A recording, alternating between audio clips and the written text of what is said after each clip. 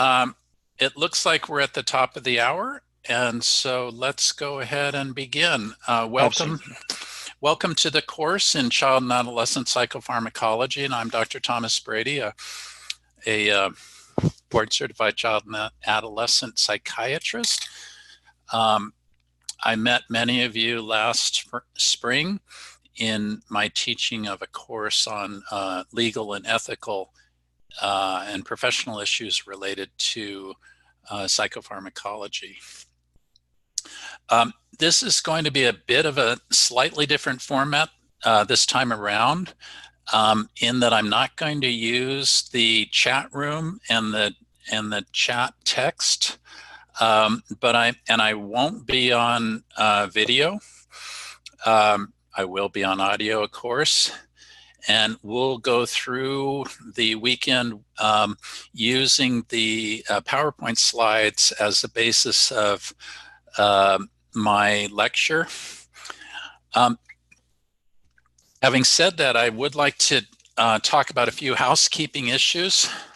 I actually am an old-fashioned teacher in the sense that I've struggled to become a good online teacher. And so I do a few compromises that may be a bit cumbersome. I like student feedback. I like to know my students as much as possible. And this is why you may recall last spring, I invited you to briefly type in the chat room who you were, who you are, where you're from, what you're doing job-wise, and what you want to get out of the course. Now, I still very much would like to hear that, but it is a bit more cumbersome because all we will have is a back and forth audio. And so if there's too much back and forth, it'll disrupt the flow of the presentation.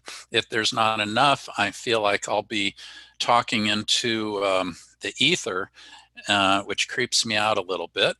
And so I'm open to a compromise. And what I mean by that is that I would like you, if you're interested, only if you're interested, to share at this early point over the next 5 minutes who you are, where you're from, what you'd like to get out of this course. And you'll have to, I guess, wait turns to do that. And but I'm interested in spending a few minutes with that, and we'll see how far we get with that. Having said that, I'd also like, I'm a human, I make mistakes, I encourage corrections and reasonable challenges to my ideas and biases, spoken or unspoken. And so in that vein, I'd like to invite you to challenge me, correct me. You don't necessarily need to agree with me. I hope 99% of what I tell you is agreeable, but I do want to put that out there. So I'm going to be quiet for a few minutes, and anyone and everyone who would like to jump in and just say a few thoughts, I'm open to that. Okay, a few minutes. Any takers? Hey, this might be faster than I thought. Okay. You are hearing me, correct? Yes. But Doctor, some people are introducing themselves in the chat. I guess okay. You asked them to introduce themselves by microphone briefly in turn. Right. So let me see if I can go to that chat, but I'm not sure I can do that, Aiden. Were you wanting us to introduce ourselves by the microphone? Yes, by microphone, please. All right, I'm Eddie Waldrop. I'm a psychologist with the VA. I work in the PTSD clinical team here in Colorado Springs. Excellent, Eddie. Thank you. So I'm Jason Christopherson. I'm a board-certified clinical child and adolescent psychologist. So I'm just happy that we're finally not talking about adults. Very good, Jason. I like that. Where are you from? I'm from Fresno, California. Excellent. Great. Okay. My name is Joy Zelikovsky, and I'm the Director of Eating Disorder Services at a substance abuse rehab facility, Turnbridge. And I Excellent. work with adolescents and adults. Great, Joy. Thank you.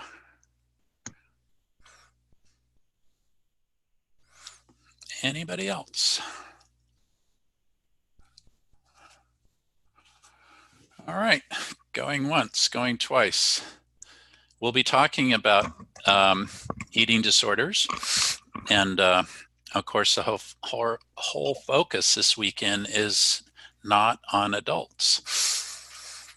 Okay, a few housekeeping issues. I'd like to do a 10-minute break each hour at approximately 50 minutes or 10 minutes to the hour. We'll have a 1-hour midday break. And let me think if there's anything else. Oh, and doctor, some people have they cannot use their audio for the reason of being at a location that they sure. cannot use video. So Aiden, what I would ask you to do, if you wouldn't mind, is to read off the chats right Absolutely. now. Absolutely. For those individuals who were not able to use the chat, if you write a little of your description, I can just read it to Doctor. One of them is Dr. Carmen Pulido. I hope I have spelled it right. I work in California and Texas. I am teaching in California and developing a new clinical program at Houston, NASA. I want to develop new skills. Excellent. Yeah, and that's all about. Can you hear me? This is Dr. Coleman. Mm-hmm. Oh, hi. Hi. Hi. Rebecca Coleman. I'm in Bedford, Pennsylvania, which is about 2 hours east of Pittsburgh and 2 hours west of Harrisburg.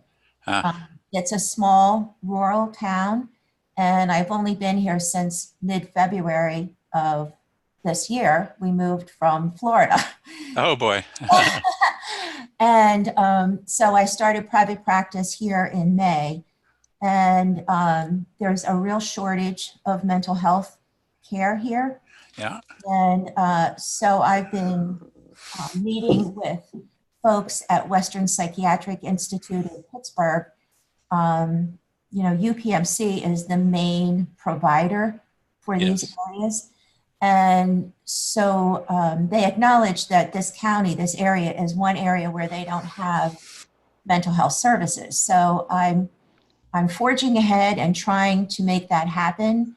I'm having some success that the Med Executive Committee and Credentialing Committee at the UPMC Hospital are actually considering changing the bylaws to include psychology. Excellent. I want to make a comment, Dr. Coleman. My hope in this weekend's course is that you will gain expertise such that, because you're the only person in town, so to speak, that you can be helpful to primary care physicians, family doctors, etc. One of the things we'll talk about is that 80% of all psychotropic medications tend to be prescribed by family practice docs, pediatricians, OBGYN, etc. And they need expertise from folks like you. And you just have to figure out collegially how to do that. And once you do it with one case, they'll say, oh my God, she's so helpful. I'm going to talk to her about my next case and pick her brain. Mm-hmm. So that's what I hope. Well, that's what I hope too. And just from being in this course, it's given me more confidence in talking about medications with the primary care docs. And what I have found is that they are very open to my recommendations and sharing. Right. So And- I have a number of them now that are referring and actually asking me, what do you think about Yes. the And isn't that terrific? amazing. Yeah. And some of the old duffers who are sort of have too much ego in it, they're the ones that have to be helped along. I can really help you with this patient, but you have to figure out a way to say that that's in some face-saving way for their egos. Mhm. Yeah, but it's been very rewarding, and because it is a small town, there's a lot of nurse practitioners and a lot of PAs Yes. who are also doing the prescribing, and they are not as open as the MDs. Right. And they're a little more insecure, and feel like they have to have all the answers. And it's the art of helping them without them actually resisting. Right. So thank you. Very good. Anyone else would like to chime in verbally, or Aiden, if you have any more chats to mention?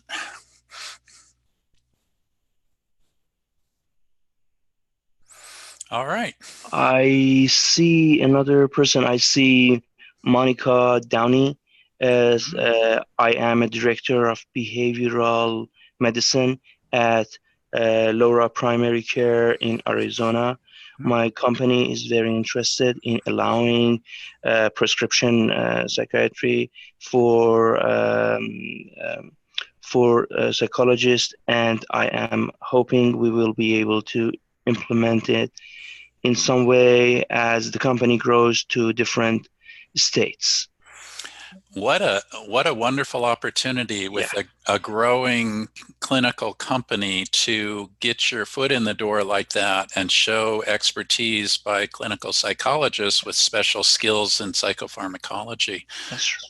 So that's great. Dr. Dalton, also Dr. Brady Dalton, said that I'm a licensed psychologist in Arizona and California. I'm the regional medical psychological advisor for Social Security Disability Administration, Region 10. Very good. Very good. And I also have from Dr. Arnold Presley. I work in California and Tennessee. I have a private practice and would like to see prescriptive authority in California and Tennessee before I retire. I am the oldest student in the program, I believe, at almost 65. Wow. I lifelong learner. Yeah, I have one long description by Dr. Janelle Fisher. That I work at Mule Creek State Prison in California. I have wanted prescription writing privilege for years, and now I'm brave enough to secure it. I want to work much more with children and adolescents after securing licensure in New Mexico, while working with CPA to secure prescription writing privileges for psychologists in California. Very good. Very good. I guess that's about what. Okay. Oh, I got 5 more stuff. Okay, go I ahead. guess, okay, I have one thing from Dr. Geraldine Dutz. I own and direct a private company and work in Louisiana and Mississippi, and these are both areas that have very underserved psychiatric needs in adults and children. Very good. And Louisiana, of course, has prescriptive authority. Yeah. This is Jordan, and I have a private practice in Santa Barbara, California. Oh, very good. Okay. Welcome. Others?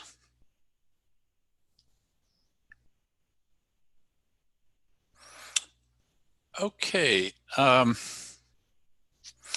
I want to start out with a very quick story that just has hit me as I review my material for this weekend's course.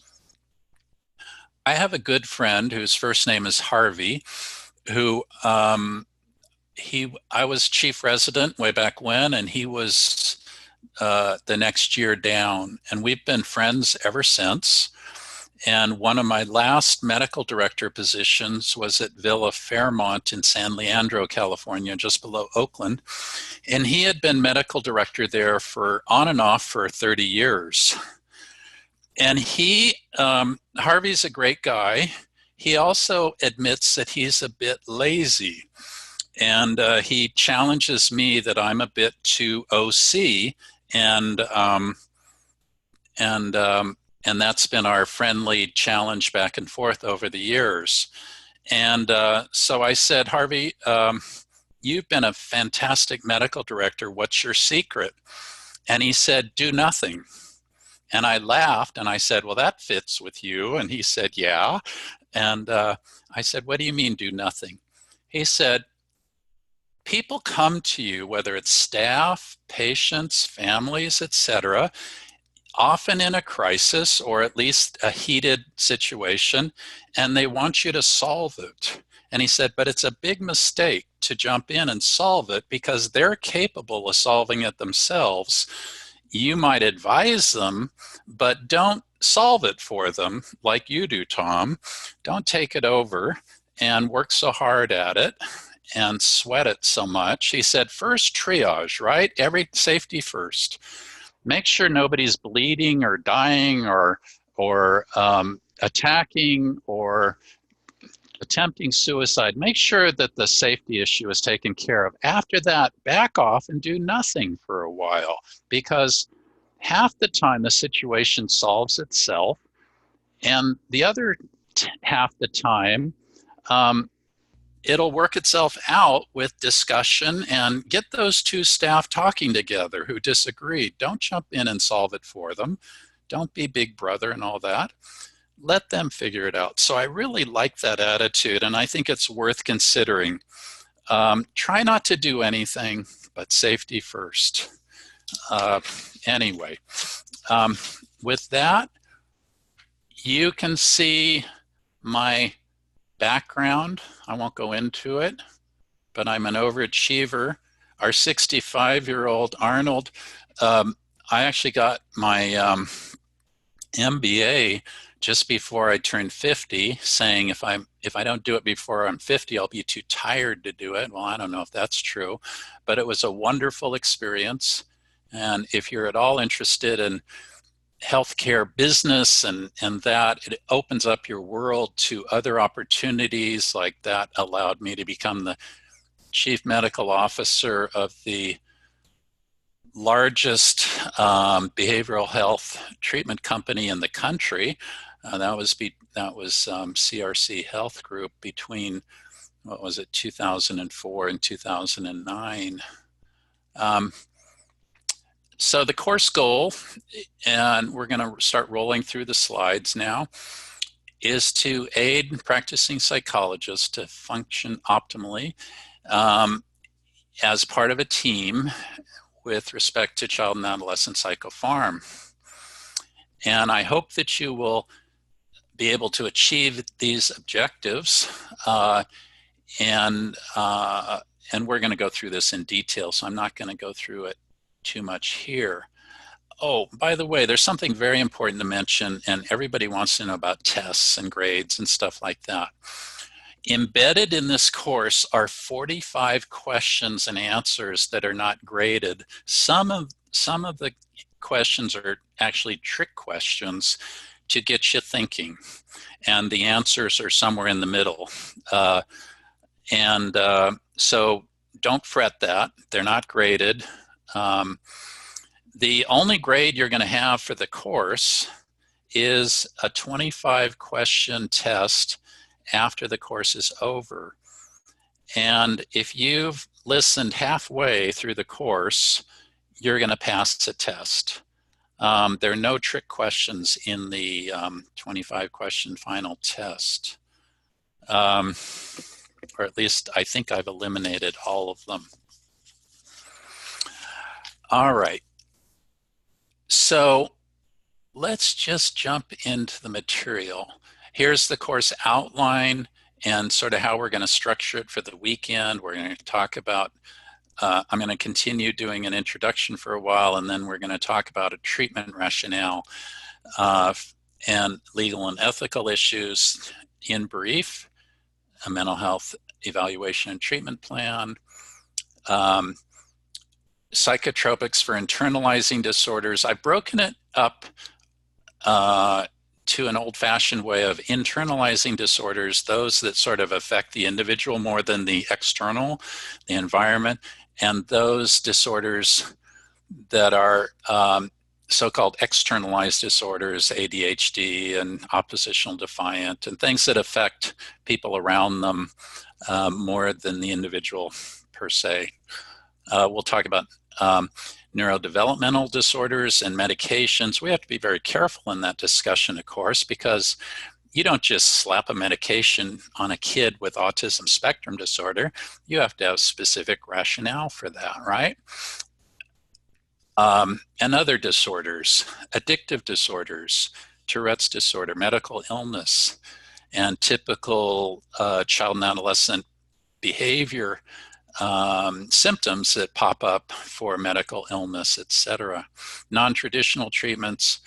We'll take some time in talking about cultural, sociological considerations, and we'll finish with newer medications. Okay, slide 13. This is, I have to slow this down a little bit because this is my, I've been teaching this course for 20 years now, since 1999 or the year 2000, invited by a good friend, a clinical psychologist, to teach psychologists some psychopharmacology. And I've been doing it ever since, and I update the course every year with new and latest and greatest medications, but also I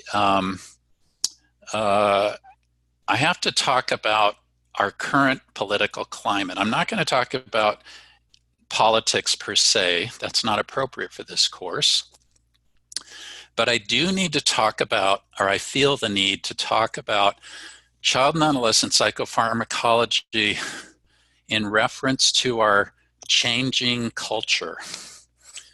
There's a, I couldn't put this into the slides because I actually prepared the slides and finished them in September, but in my continued research, I pulled up the journal Health Affairs, October, just a month ago, and it had a whole section on this topic.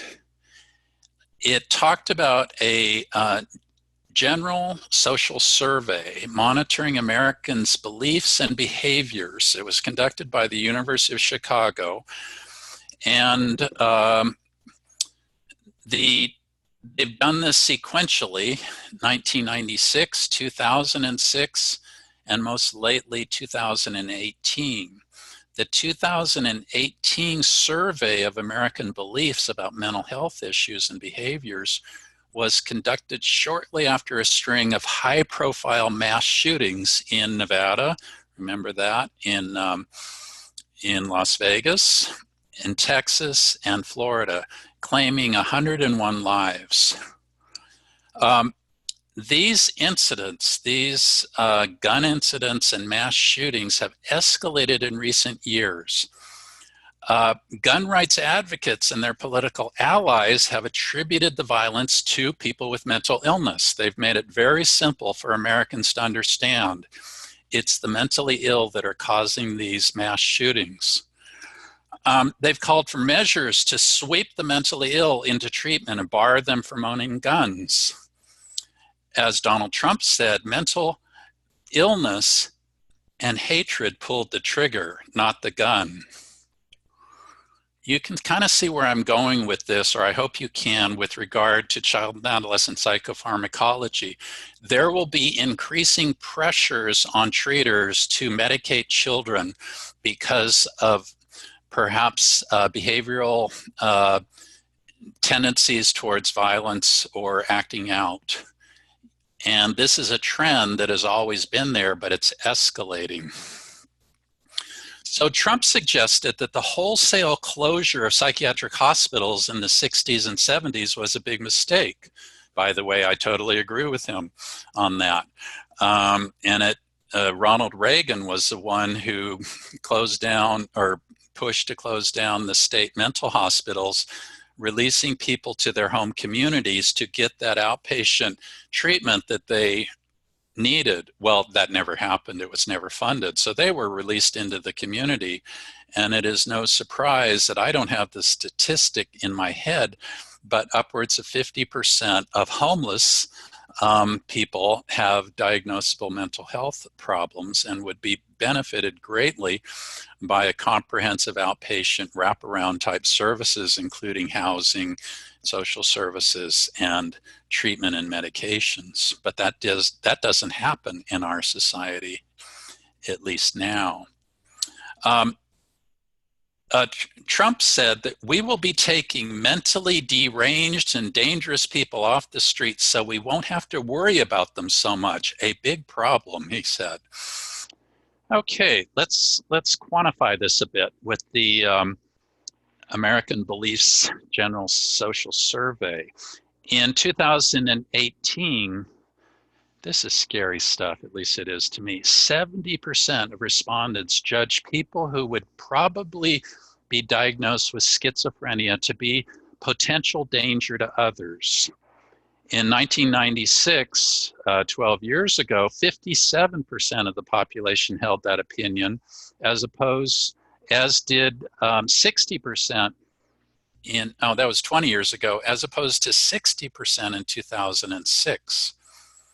59% of Americans in 2018 supported laws requiring hospitalization, even involuntary hospitalization, of those who meet the diagnostic criteria for schizophrenia. Fewer than half shared that view in 2006. Let me just repeat that briefly. Nearly 60% of the US population believe that if someone has a diagnosis of schizophrenia, mild, moderate, or severe, they should be locked away. And locked away for life is my opinion, because that's what happened way back when with the state hospitals. You check in, but you don't check out. That was the reason one big reason for closing these hospitals, because they were warehouses. 1/3 of those surveyed in 2018 consider people with depression very or somewhat likely to inflict harm on others. 68% saw people with alcohol use disorder as dangerous to others, and support the idea of compelling such individuals to undergo some type of therapy. Mentally ill people are largely marginalized, untreated, criminalized. Did you know that 19% of US adults, close to 47 million people in 2017, suffer from some form of mental illness? Severe mental illness, which significantly limits a person's ability to navigate everyday demands, afflicts roughly 4.5% of the adult population, or 11.2 million Americans. Before I go on, I'm reminded of an adult patient I treated for several years in my practice in San Francisco who was diagnosed with paranoid schizophrenia. He was a very intelligent man who was a surgery nurse. He was like first assistant, second assistant in surgeries for years, and he had schizophrenia. He heard voices. He had paranoia. He was such a smart guy and an excellent nurse that followed nursing protocols in a very clear-minded way, that for the most part, he could ignore his voices, ignore his paranoia, and I encouraged him in a behavioral way to take on the idea that at times his mind was playing tricks on him, and he should not respond to the tricks, the paranoia, the voices, and keep at his high level work. I helped him with medication, low dose atypical antipsychotic that took the edge off it. And he calmed down quite a bit, did not feel so alone and stigmatized, although of course he had to keep it secret from his workplace. And he was a high-functioning schizophrenic, of which there are many in our society. And could you imagine locking such people away for life? It just is foolish and inhumane, in my opinion. Okay, moving on a little bit on this, and I'm not going to spend too much time, but I do want to alert you to our changing culture, especially at this time in 2019. There's been research done by FBI experts that demonstrate that no more than a quarter of those who attempted or carried out mass shootings in recent years could be considered mentally ill. 3/4 are not. In fact, people with mental disorders are far more likely to be victims of violence than perpetrators. And the link between violence and mental illness has been documented in numerous research studies to be weak at best, at least for the past 3 decades of research. The mixed messages that we're getting by politicians and others, NRA, I will add, is moving public opinion that have always been uncomfortable with mental illness.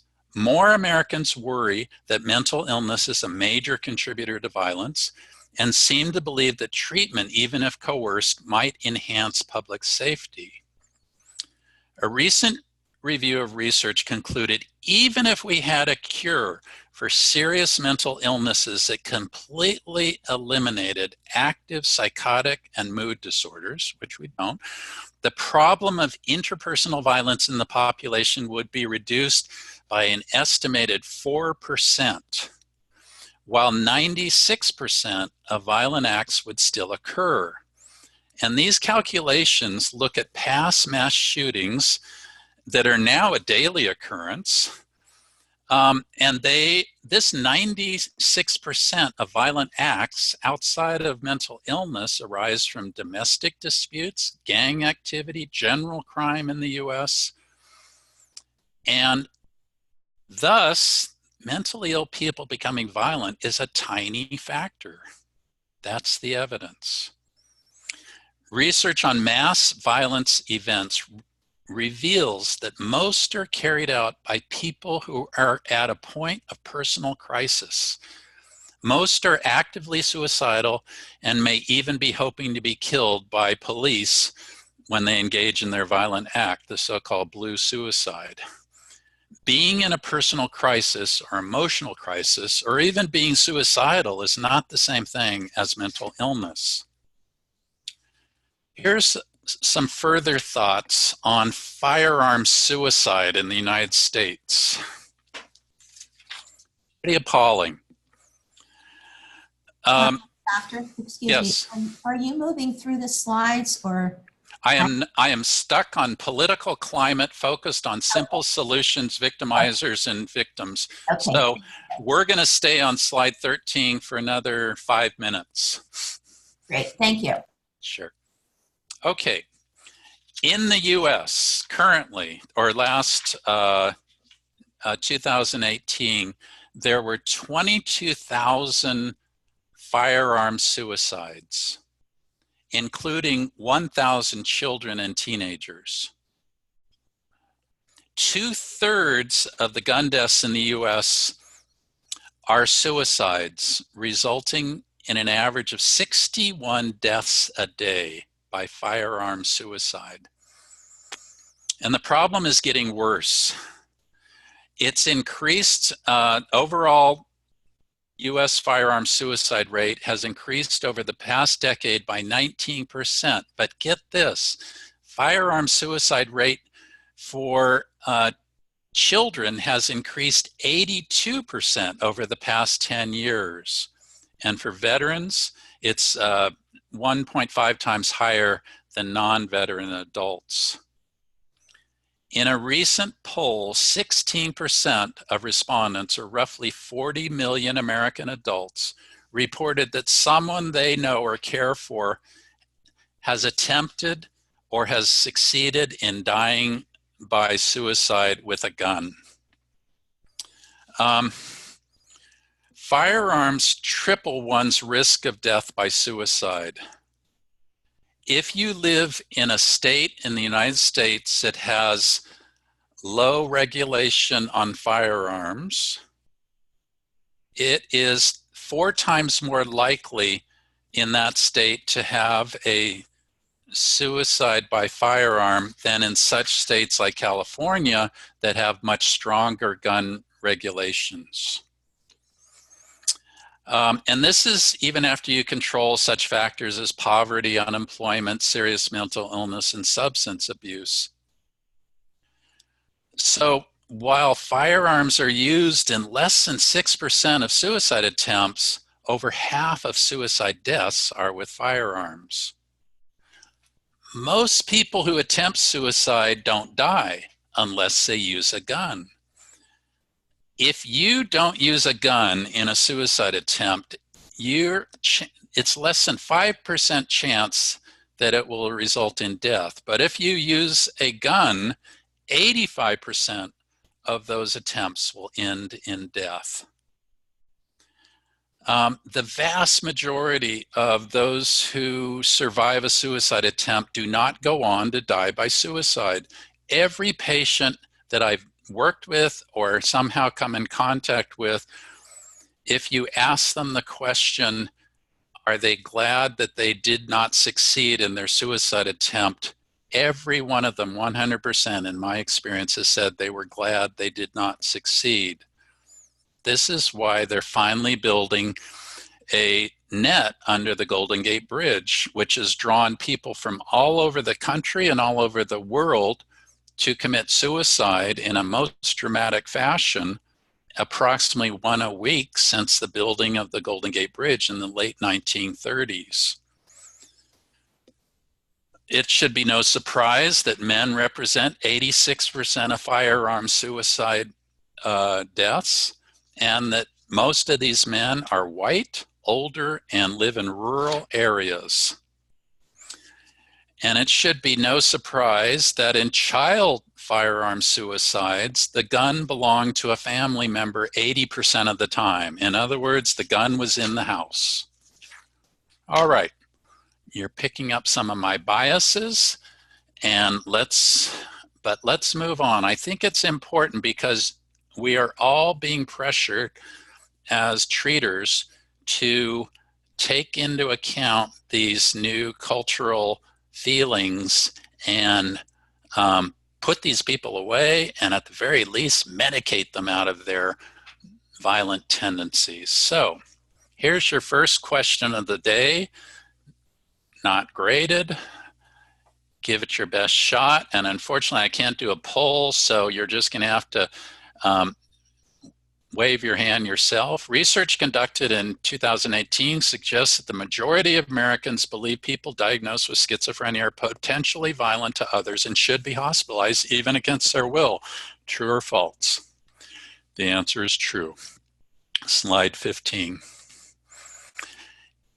Question 2, if serious mental illnesses were hypothetically cured and active psychotic and mood disorders were completely eliminated hypothetically, the interpersonal violence in the population would be estimated to be reduced by what percent? Well, some politicians and others with biases towards no or limited gun control would say, oh, 75%, 50. No, it's 4%, 4% reduction. All right. Now we're going to shift into the meat of the course, which is slide 18, and the treatment rationale for using psychopharmacology. With this slide, I would like to have you take a look, if you have it, at my 29-page reference material that I asked to be posted. I hope it's there, by the way. You're not going to be tested on any of it. It's all extra, if you will, and reference material. And it's only 29 pages.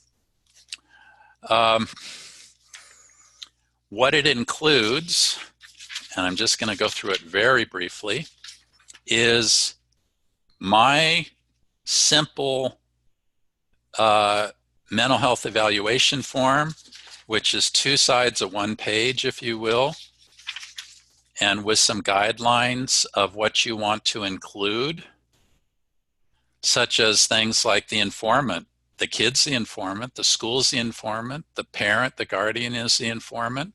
There might be others, the legal system, the probation officer.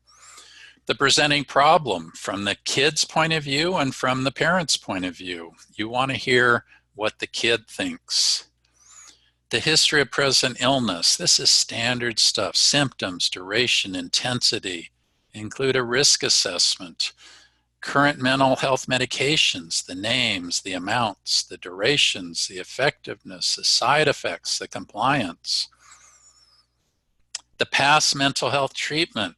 Who were the treaters? Include their name, address, and phone numbers. What worked? What didn't work? What medications were tried? Again, names, amounts, duration, effectiveness, side effects.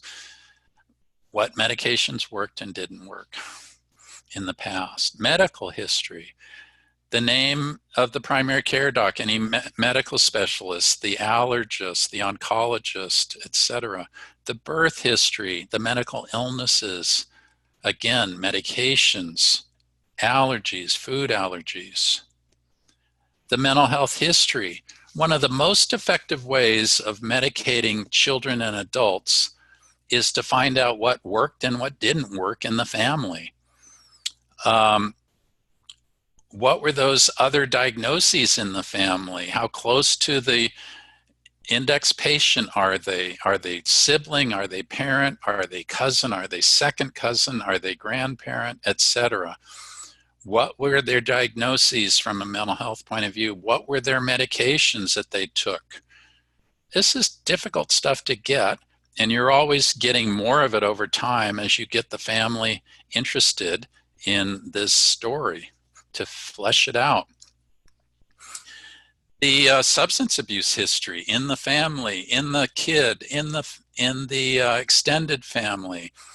What are they exposed to? What have they been treated for or not? How has it worked out? How has it not worked out?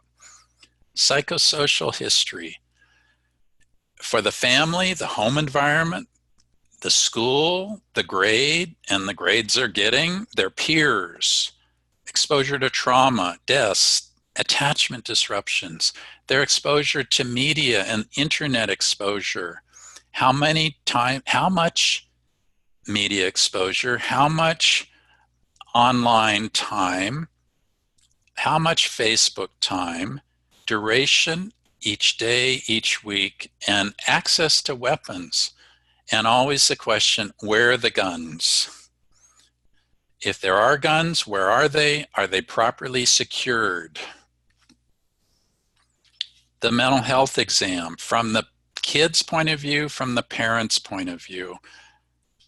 Your formulation, your briefest summary, symptom summary, ending with an accounting for all of the information that informs a provisional mental health diagnosis. The differential diagnosis, very important in a developing child. These things aren't set. Remember, the DSM-5 is written for adults.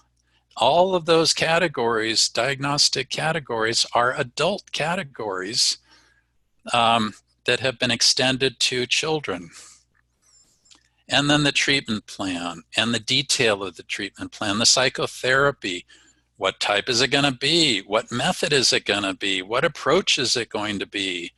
The psychotropic medication consideration, where to begin? Medication education, side effects, informed consent. Always include a safety plan, not a safety contract, not a no suicide contract. That's bogus, right? Because in a contract, you have two equal and agreeing parties with a business contract. If you foist a no suicide contract on a kid or an adult, it's bogus at its core. It's not a true contract. Much better to do a safety plan, right? All right. There are other articles that I won't go into except as to pop into them as slides go on within these 29 pages of reference material. Again, you don't need to memorize any of it. It's not going to be on any test, and it's helpful background stuff, hopefully. All right, so back to slide 18. You recall that childhood and adolescence is a period of extraordinary growth, biological, psychological, social. It's also a time of vulnerability to disruptions in healthy development. So, were you aware that 50% of all adult mental health disorders have manifested by age 14? 75% have manifested by age 24. 2/3 of these child and adolescent mental health disorders are moderate or severe, and most continue into adulthood. So this is why I stress the importance of identifying and appropriately treating mental health disorders as early as possible to preserve healthy development, to reduce individual suffering and societal burden. Did you know that 50% of individuals with adult substance use disorders were first abusing substances as children and teenagers? So grab onto it early and deal with it early. So point 3, make the system available to the therapeutic interventions. Medication consideration should help make the system more available to therapeutic interventions. What is the system I'm talking about? It's the individual kid's brain. It's the family they live in. It's the milieu that they live in the community. It's perhaps a foster home, a group home, a school classroom, a therapeutic day school, or a residential or an inpatient treatment program. This is a system that we are trying to stabilize in order to use therapeutic interventions that are non-drug related. Okay. Whether you've got a kid with ADHD that's bouncing off the walls in the classroom, or a kid with bipolar disorder, or schizophrenia, intermittent explosive disorder, PTSD, flashbacks, panic disorders, sleep disorders, psychotropic medication may be helpful in calming that kid down, treating that kid's mood disorder, their thought disorder, their intermittent explosive disorder, their flashbacks, their anxiety, and their panic, such that they can benefit from the normal behavioral treatments out there, including social treatments, including the normal socialization process that a kid goes through as they're growing. Now, that brings me to treating the symptoms, not the diagnosis. Why would we treat a diagnosis when the diagnosis is still developing, when the diagnoses by DSM-5 were written for adults? Kids are different. Kids are developing beings, and you don't want to slap a medication on a diagnosis that may not be accurate, may be evolving. It may not be ADHD, it may be bipolar disorder. They often look the same at the beginning. So treat the symptoms, treat the behavior, treat the psychosis, treat the mood, treat the anxiety. This really simplifies everything for all of us. It actually, child and adolescent psychopharmacology ain't that complicated. It appears on the surface to be, but it's really not. You treat the symptoms. You don't worry about the diagnosis. They're provisional diagnoses anyway. The kid's changing, growing, etc. And everything is geared by a benefit versus risk analysis. Is treating this kid with medications going to make the system worse or better? Are the side effects that the kid most likely will experience going to trip them up and make things worse or better? That needs to be sorted out. And you should not embark on medications, in my opinion, unless you have 51% benefit and 49% risk, and then getting downward from there. Sometimes we'll use medications in treating the system for sedation. Might even be chemical restraint. If a kid is so violent toward themselves or others that giving them a medication to calm them down, even put them to sleep for a while, and a bipolar kid may not have slept for a week, and sleep deprivation is a primary problem beyond their perhaps bipolar nature. So you might use chemical restraint.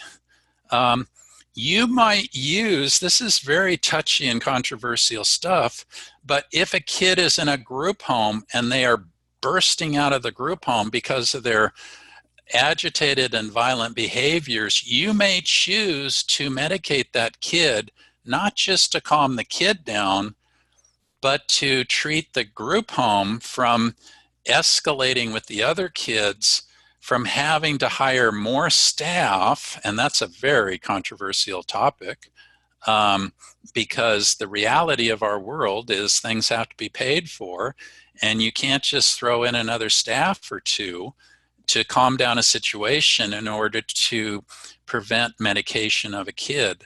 You have to compromise and balance the benefit with the risk of this. You may need to have a kid on medication or higher doses of medication when, frankly, one of the ideas is to treat the staff and to treat their countertransference.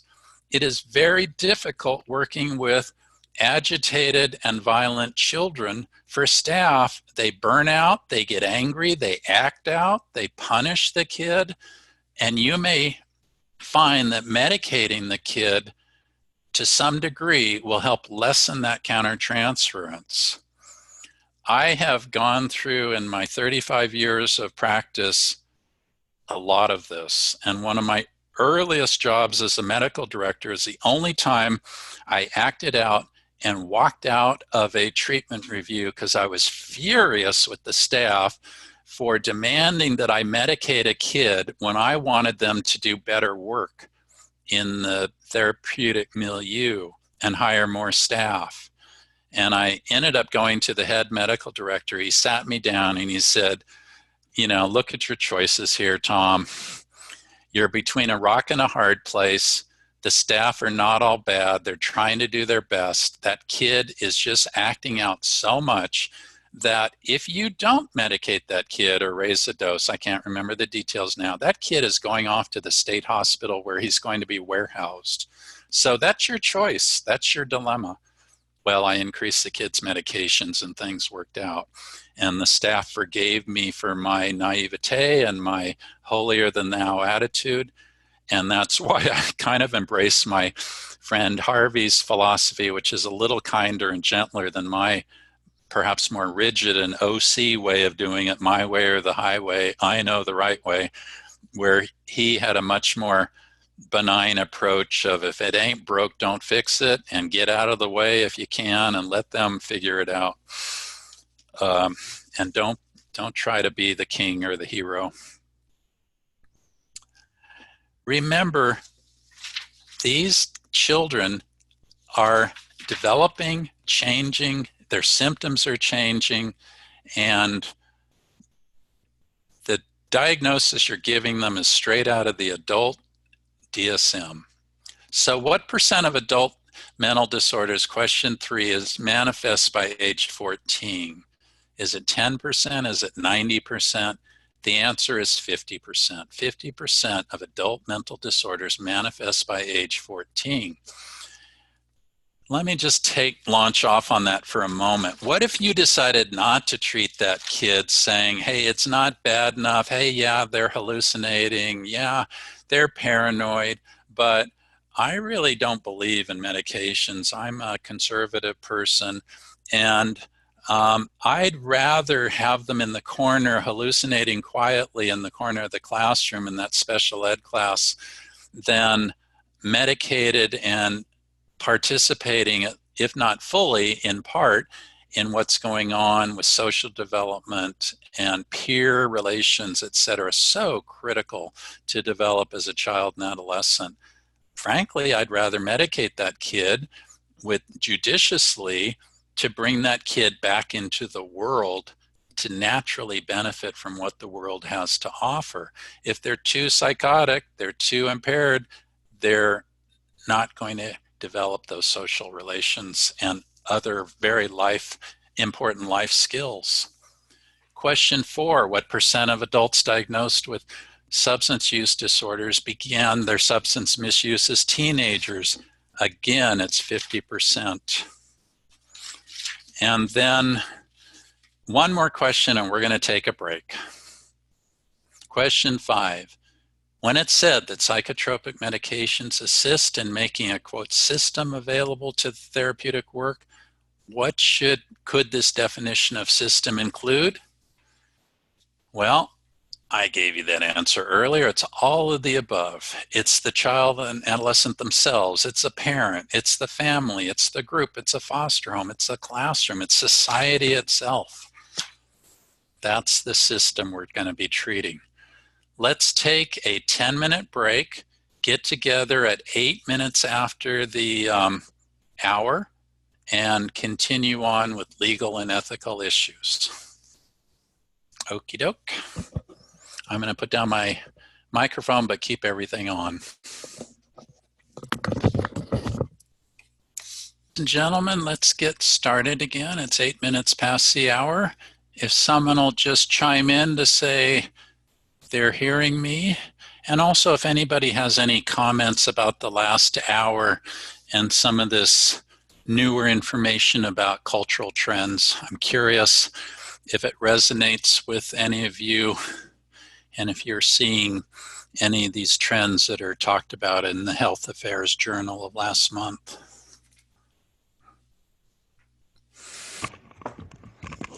Hi, I can hear you. Can you hear me?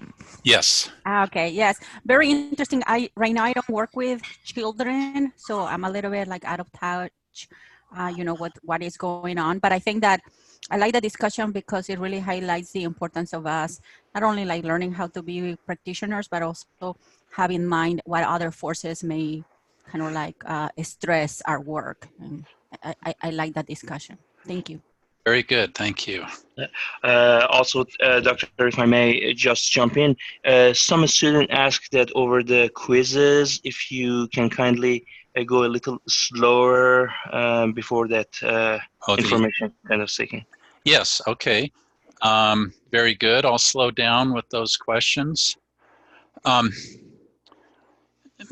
Regarding that 25 question graded test after the course is over, that has nothing to do with some of this newer material I just threw in there from last month and the politics and culture, because the test was already made up before that. So not to worry about any of that, but I will go more slowly through the questions as they deserve their own attention and time to percolate. And again, some of the questions are, well, I won't call them trick questions, but they're ambiguous. And it's more... Go ahead. I say the politics and culture thing comes up pretty often in the VA, particularly working with veterans of PTSD, because they see it as a way for people trying to come and take their guns. So there's a dynamic there where regardless of what reality is, there's a perception that any kind of gun laws are going to be used against them, and then they tend to have a pretty vocal lobby and influence in a lot of political kind of debates. Right. Not infrequently. Right. So one of the aspects that I don't think anyone could argue with, whatever side of the gun debate you're on, more guns, less guns, etc., is safety first. So I think it's legitimate, whatever the client or patient is coming from, is to entertain a discussion about safety. If you have guns, are they properly stored? Are they properly maintained? Is there a possibility that there's a child in the house that could pull that gun from under dad's pillow or his bedside stand? And unfortunately, that happens far too frequently. So whatever the politics are, safety first, right? Oh, of course. We actually give out gun locks, and we very much had that included in our treatment plans, and we follow up on it pretty regularly. Yeah, very important, very important. Be a responsible gun owner if you're going to own a gun.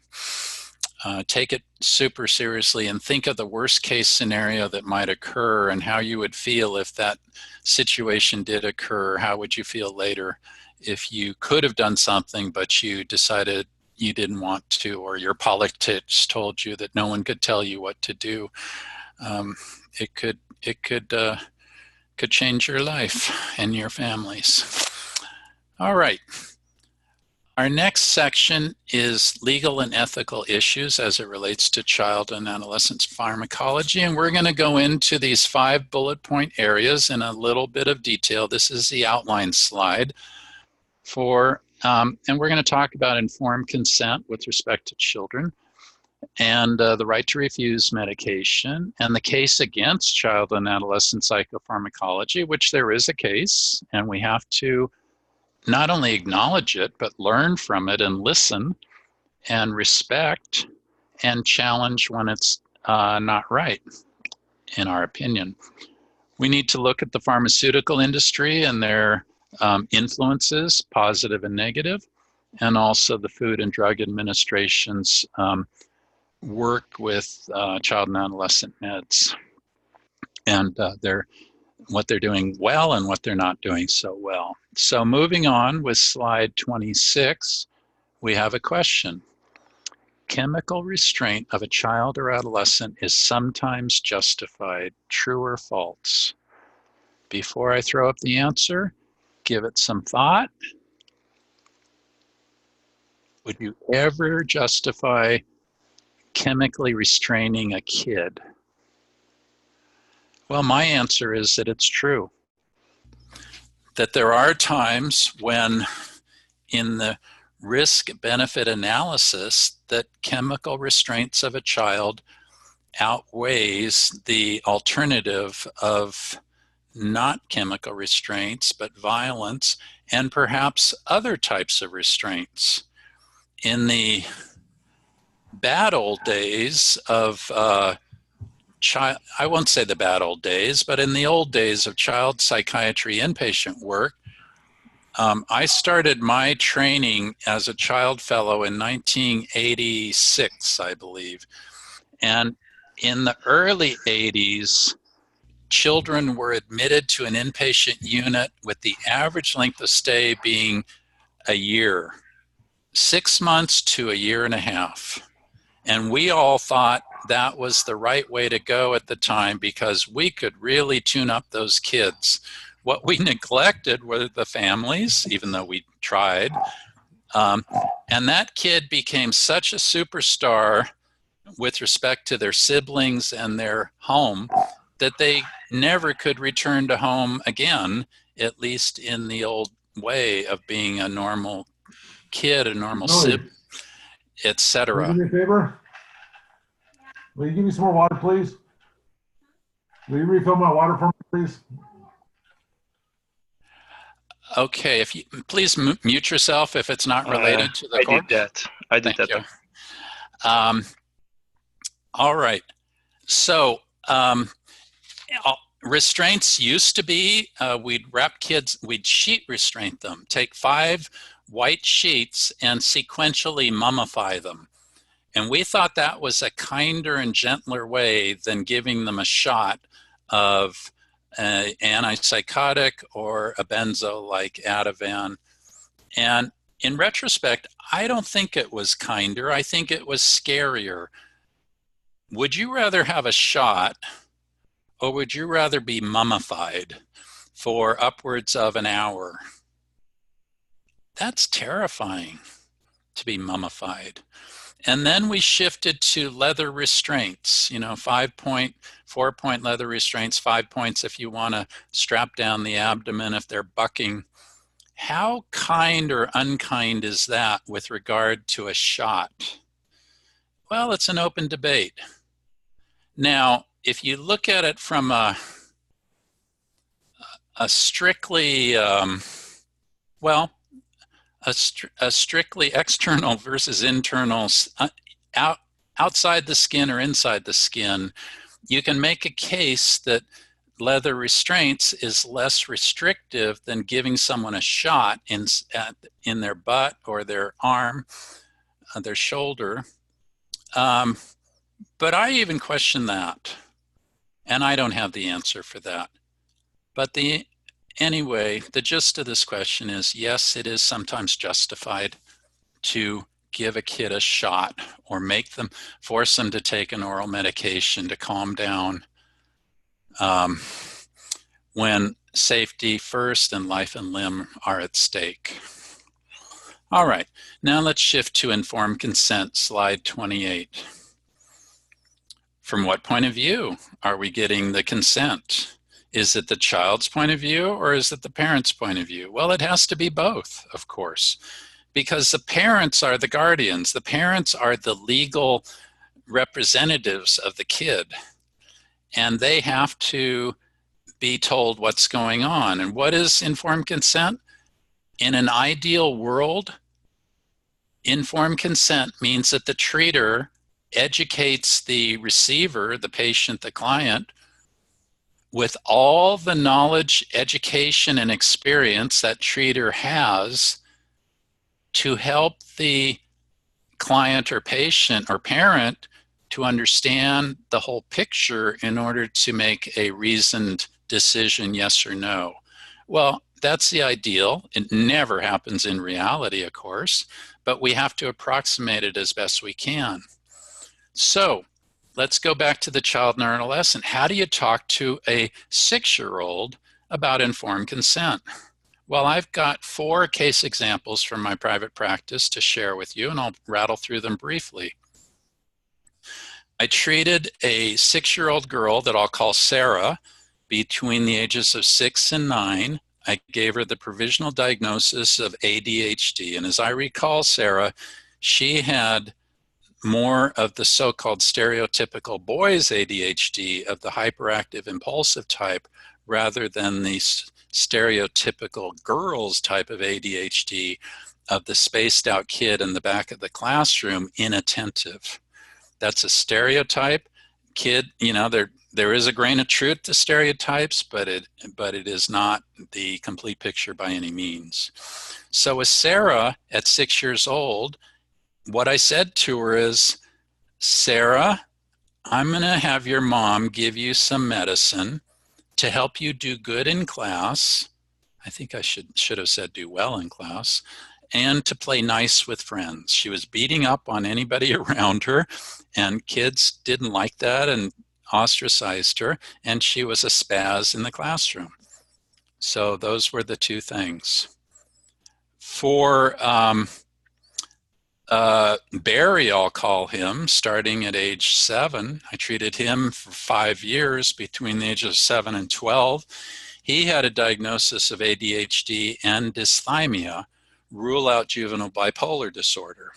His father, by the way, had a mild form of bipolar disorder. So the jury was out in his development whether his dysthymia would move into a more bipolar mood disorder.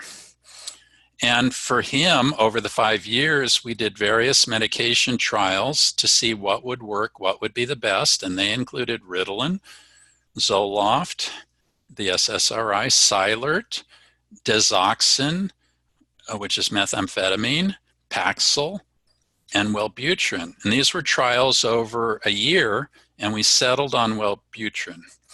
And for Barry, during this time, the informed consent was something like, Barry, this is medicine to help you help your behavior in class and at home and to be happier. It was a sad boy, mopey, cry boy. All right. Then there was Michael, who was a teenager. He actually came to see me starting at age 10, and we ended at age 15, and he had a pretty classic diagnosis of ADHD, hyperactive impulsive type. We tried various medication trials. We tried Ritalin, Wellbutrin, Celexa, Concerta, and Prozac over a period of 2 years, and we settled on Prozac as the best response for the array of symptoms that I had given the provisional diagnosis of ADHD. And for him, at his developmental age, it was, Michael, this is medicine to help you in the classroom and to get your homework done, because that was a big issue. And there was a 15-year-old inpatient that I called Maggie, and she was a good teacher for me. She had come in after an impulsive suicide attempt. She was beating up on her family and friends. She had a provisional diagnosis of depression and oppositional defiant disorder. And I treated her with the SSRI Zoloft. And this was, the informed consent for Maggie was, Maggie, this is medicine to help you not feel so sad. It's kind of like you on your best day and not have so many fights at home and at school. And she got that. She taught me something. She said, Doc, when you have me on the lower dose, how did she put it? She said, when you have me on the lower dose, I'm still my cranky self, and I really want to beat up on people. When you have me on the higher dose, we went between 50 and 100 milligrams, I'm kind of numb. And I don't feel like beating up on anybody, but it doesn't feel like me. What would you think of splitting the dose and giving me 75? And that's just what I did, and that's just what she did. And she was proud of herself that she was part of the decision, and actually had the idea. I had the idea in the back of my head, but she articulated it first, and it split the difference. She was not as sad, but she was also not numb, which the SSRIs can have you feeling as sort of a psychic numbness. You're not depressed, there's just no there. All right. With regard to the parent and the guardian and risk versus benefit, we're going to talk more this afternoon about controversies of medication such as the SSRIs and suicide among adolescents. I always emphasize to parents safety. Don't hesitate to call with questions or concerns. State on my voicemail whether it's urgent or routine. Parent, you need to have control over the medication.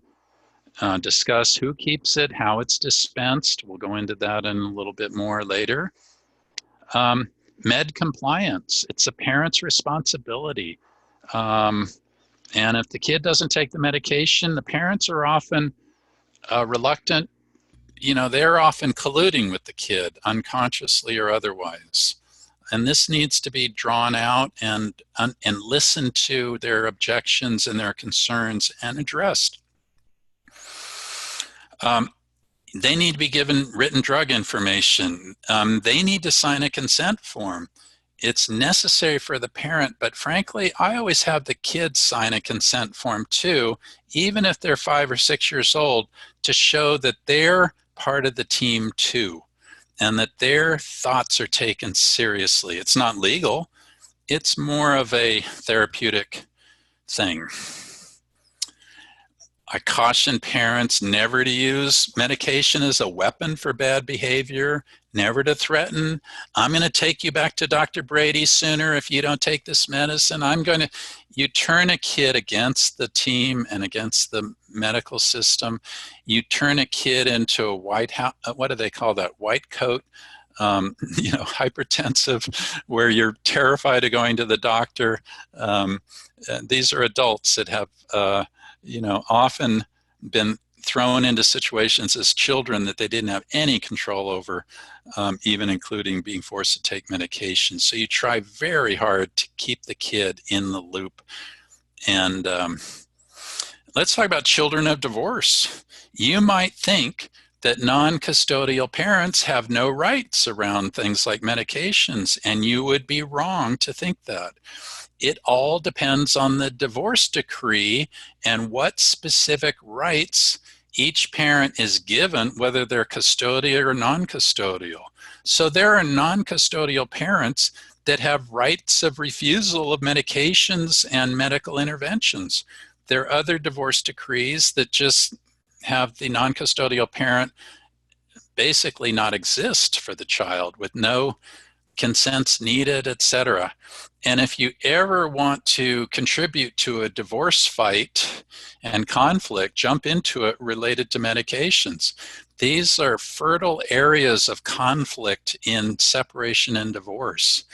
And if you as the treater are not sophisticated and asking the right questions regarding the status of the separation, the marital separation, the divorce, and the legalities around custody, you've kind of blown it, because that non-custodial parent, or maybe that parent with the old-fashioned joint custody where the father gets every other weekend and the mother stereotypically gets the rest of the time. The father will sabotage sometimes the every other weekend medications, and this could screw up the situation, make for varying blood levels. You get more side effects when you're raising and lowering meds, and this could make things untenable.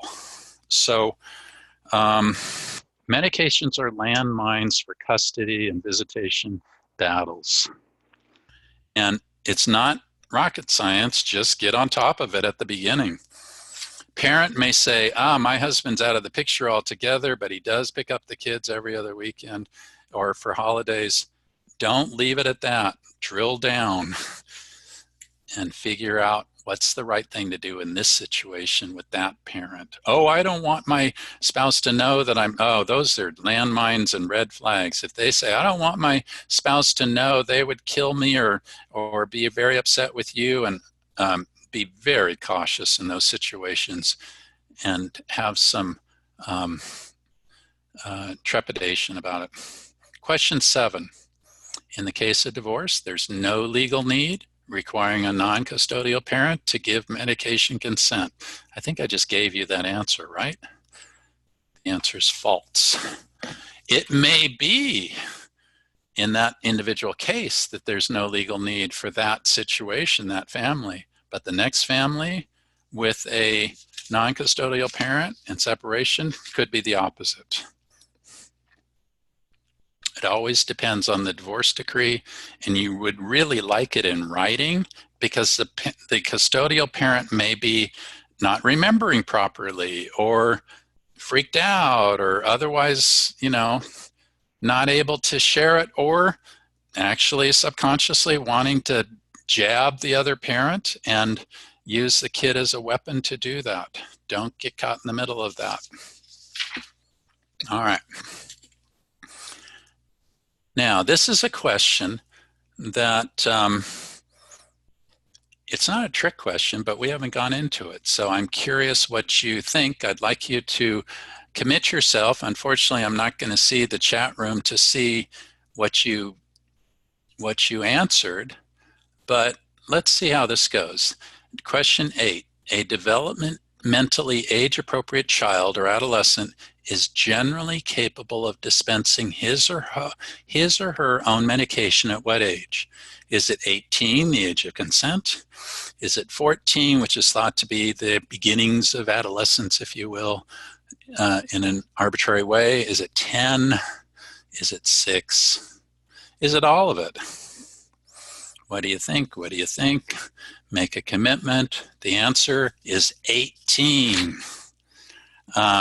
Why is it 18? This is nuanced. It is actually a trick question in that I want you to remember that the parents have the right and the responsibility to dispense the kids' medications until the kid is 18 years old or above, until they are considered an adult, an official adult, a legal adult. Now, that doesn't mean that you're going to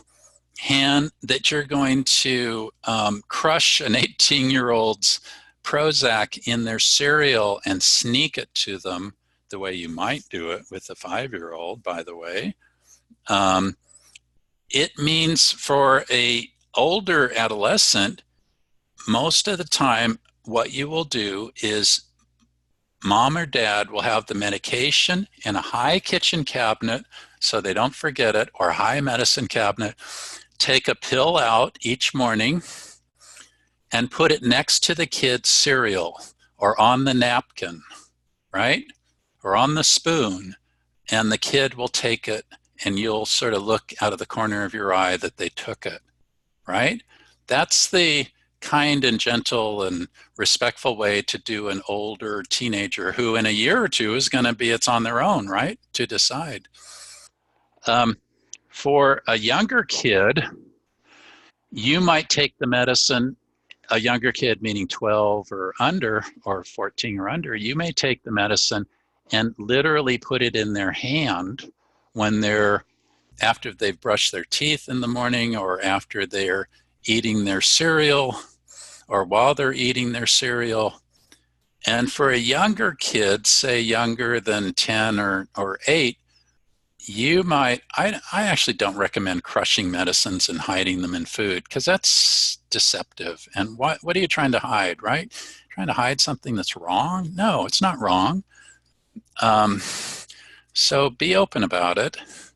For the 5-year-old, you're going to hand it to them, watch them take it, and then give them a slug of orange juice or water or whatever, and make sure they swallowed it. You're going to be on top of it as a parent.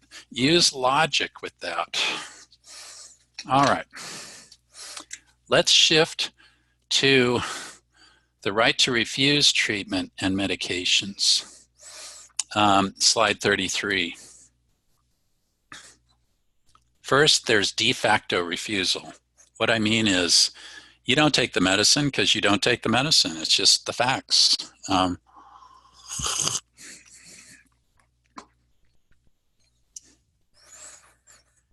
Biggest reason that medications are not effective, this is an overall point,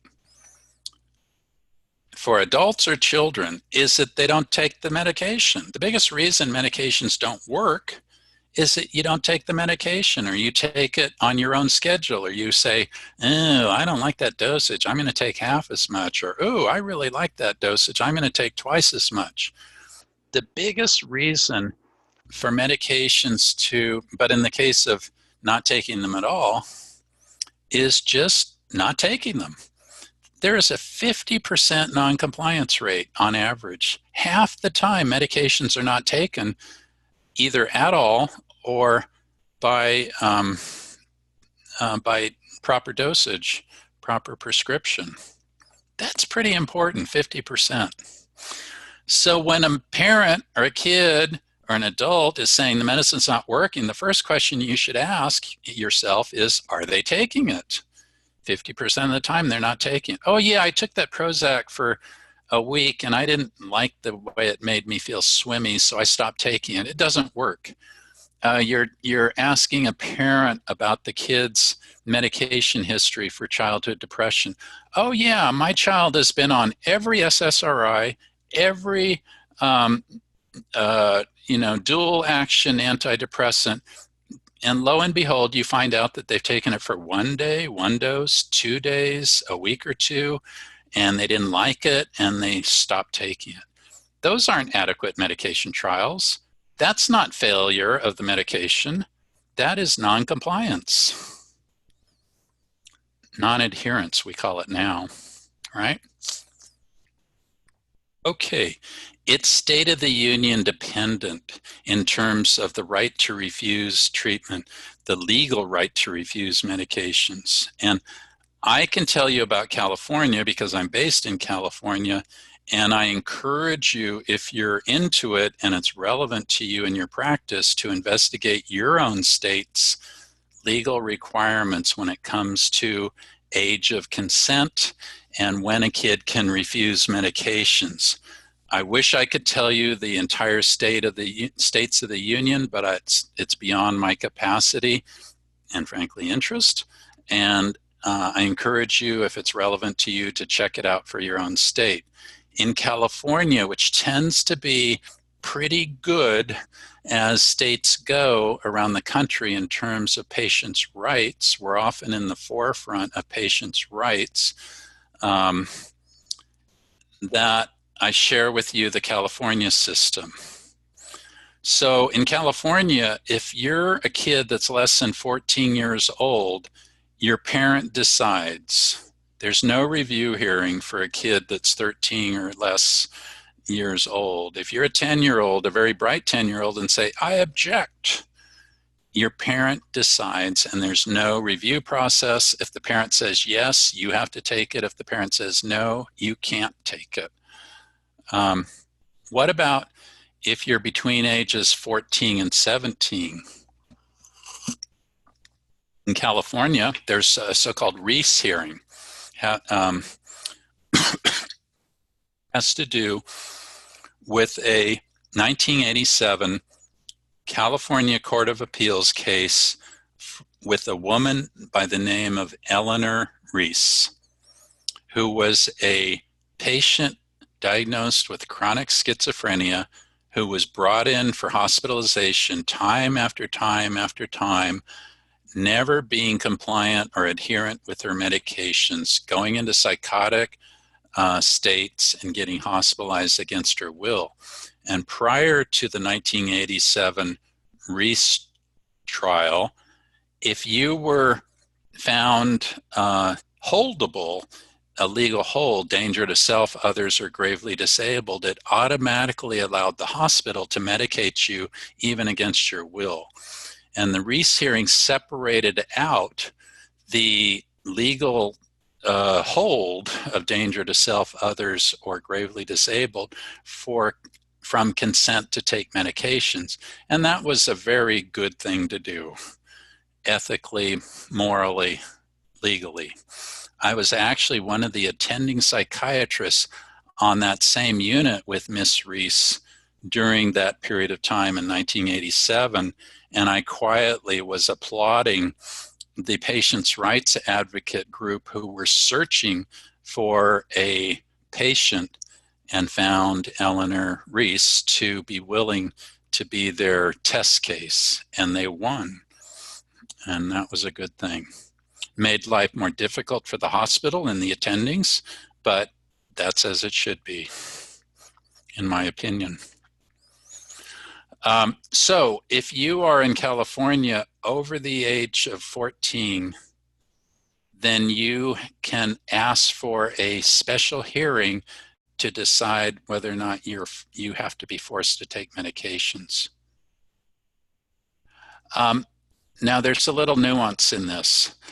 I told you about the danger to self, danger to others, gravely disabled, the overarching legal hold that forces an individual to be brought into a mental hospital against their will. So in California, it's called LPS, which stands for Lanterman-Petrie Short Act. These were 3 legislators back in the 50s, I think, maybe the 60s, that proposed legislation in California and passed this bill, LPS, I don't know, it doesn't matter. Welfare and Institutions Code, it was 5150 and then 5250, etc., that would force you into hospital. But it wasn't applicable to children under the age of 18.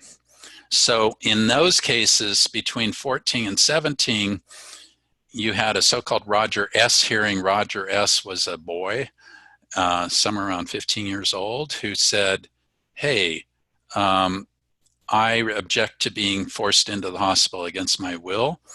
And Roger S. hearing is a more detailed and hearing focused on youth rather than adults. It's more comprehensive, it takes longer, it's more sensitive to an adolescent's needs. If you're under the age of 14, all bets are off. Your parents sign you in, or you're just brought in on that legal hold. You don't have any rights if you're any rights for refusing medication, for going into a hospital if you're less than 14 years old in California. Okay. And of course, what we're talking about here is well, no, I'm changing what I'm saying. Never mind. Let's move on. Question 9. Non-adherence or non-compliance is the single greatest obstacle in accomplishing a therapeutic response, averaging 10%, 90%, 25, 75, 50. Well, I hope you were listening, and I hope you would answer 50%. Half the time, the reason medications don't work is they're not being taken, or they're not being taken at the prescribed dosage.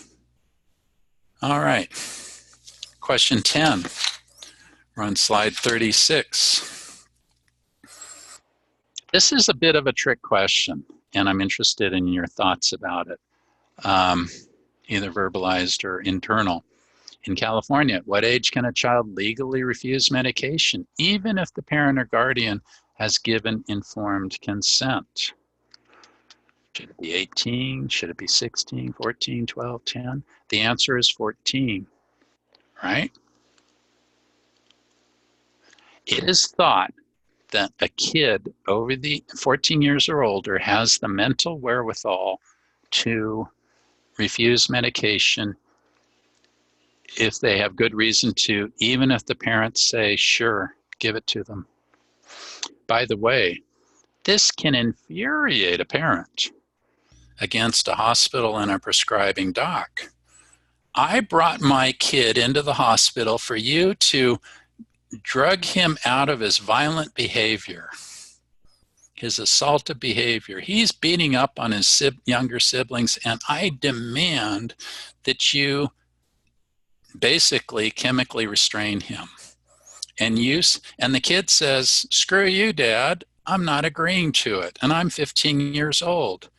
Well, you have to go to court if you believe that the kid should be medicated and make the case to the judge or the court commissioner before you can medicate that kid.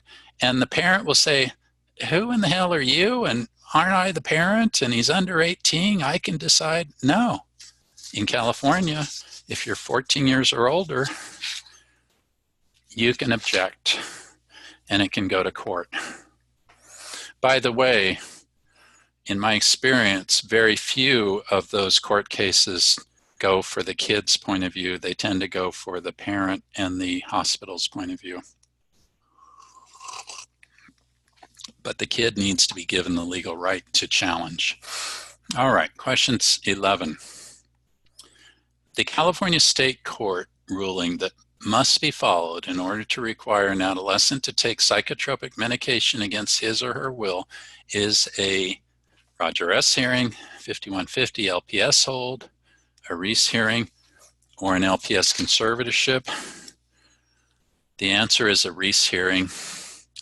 And I only ask that if it's relevant to you, if you live in a different state from California, that you find out your state's equivalent to the California Reese hearing. And more likely than not, there is a equivalent, although California tends to be on the forefront of patients' rights rulings. All right. Let's jump into, this is a fascinating area, the case against child and adolescent psychopharmacology. So, your bedtime reading, your bedtime homework, not to be tested, of course, is do a Google search on something like, quote, against psychiatric medication or against child psychiatric medication.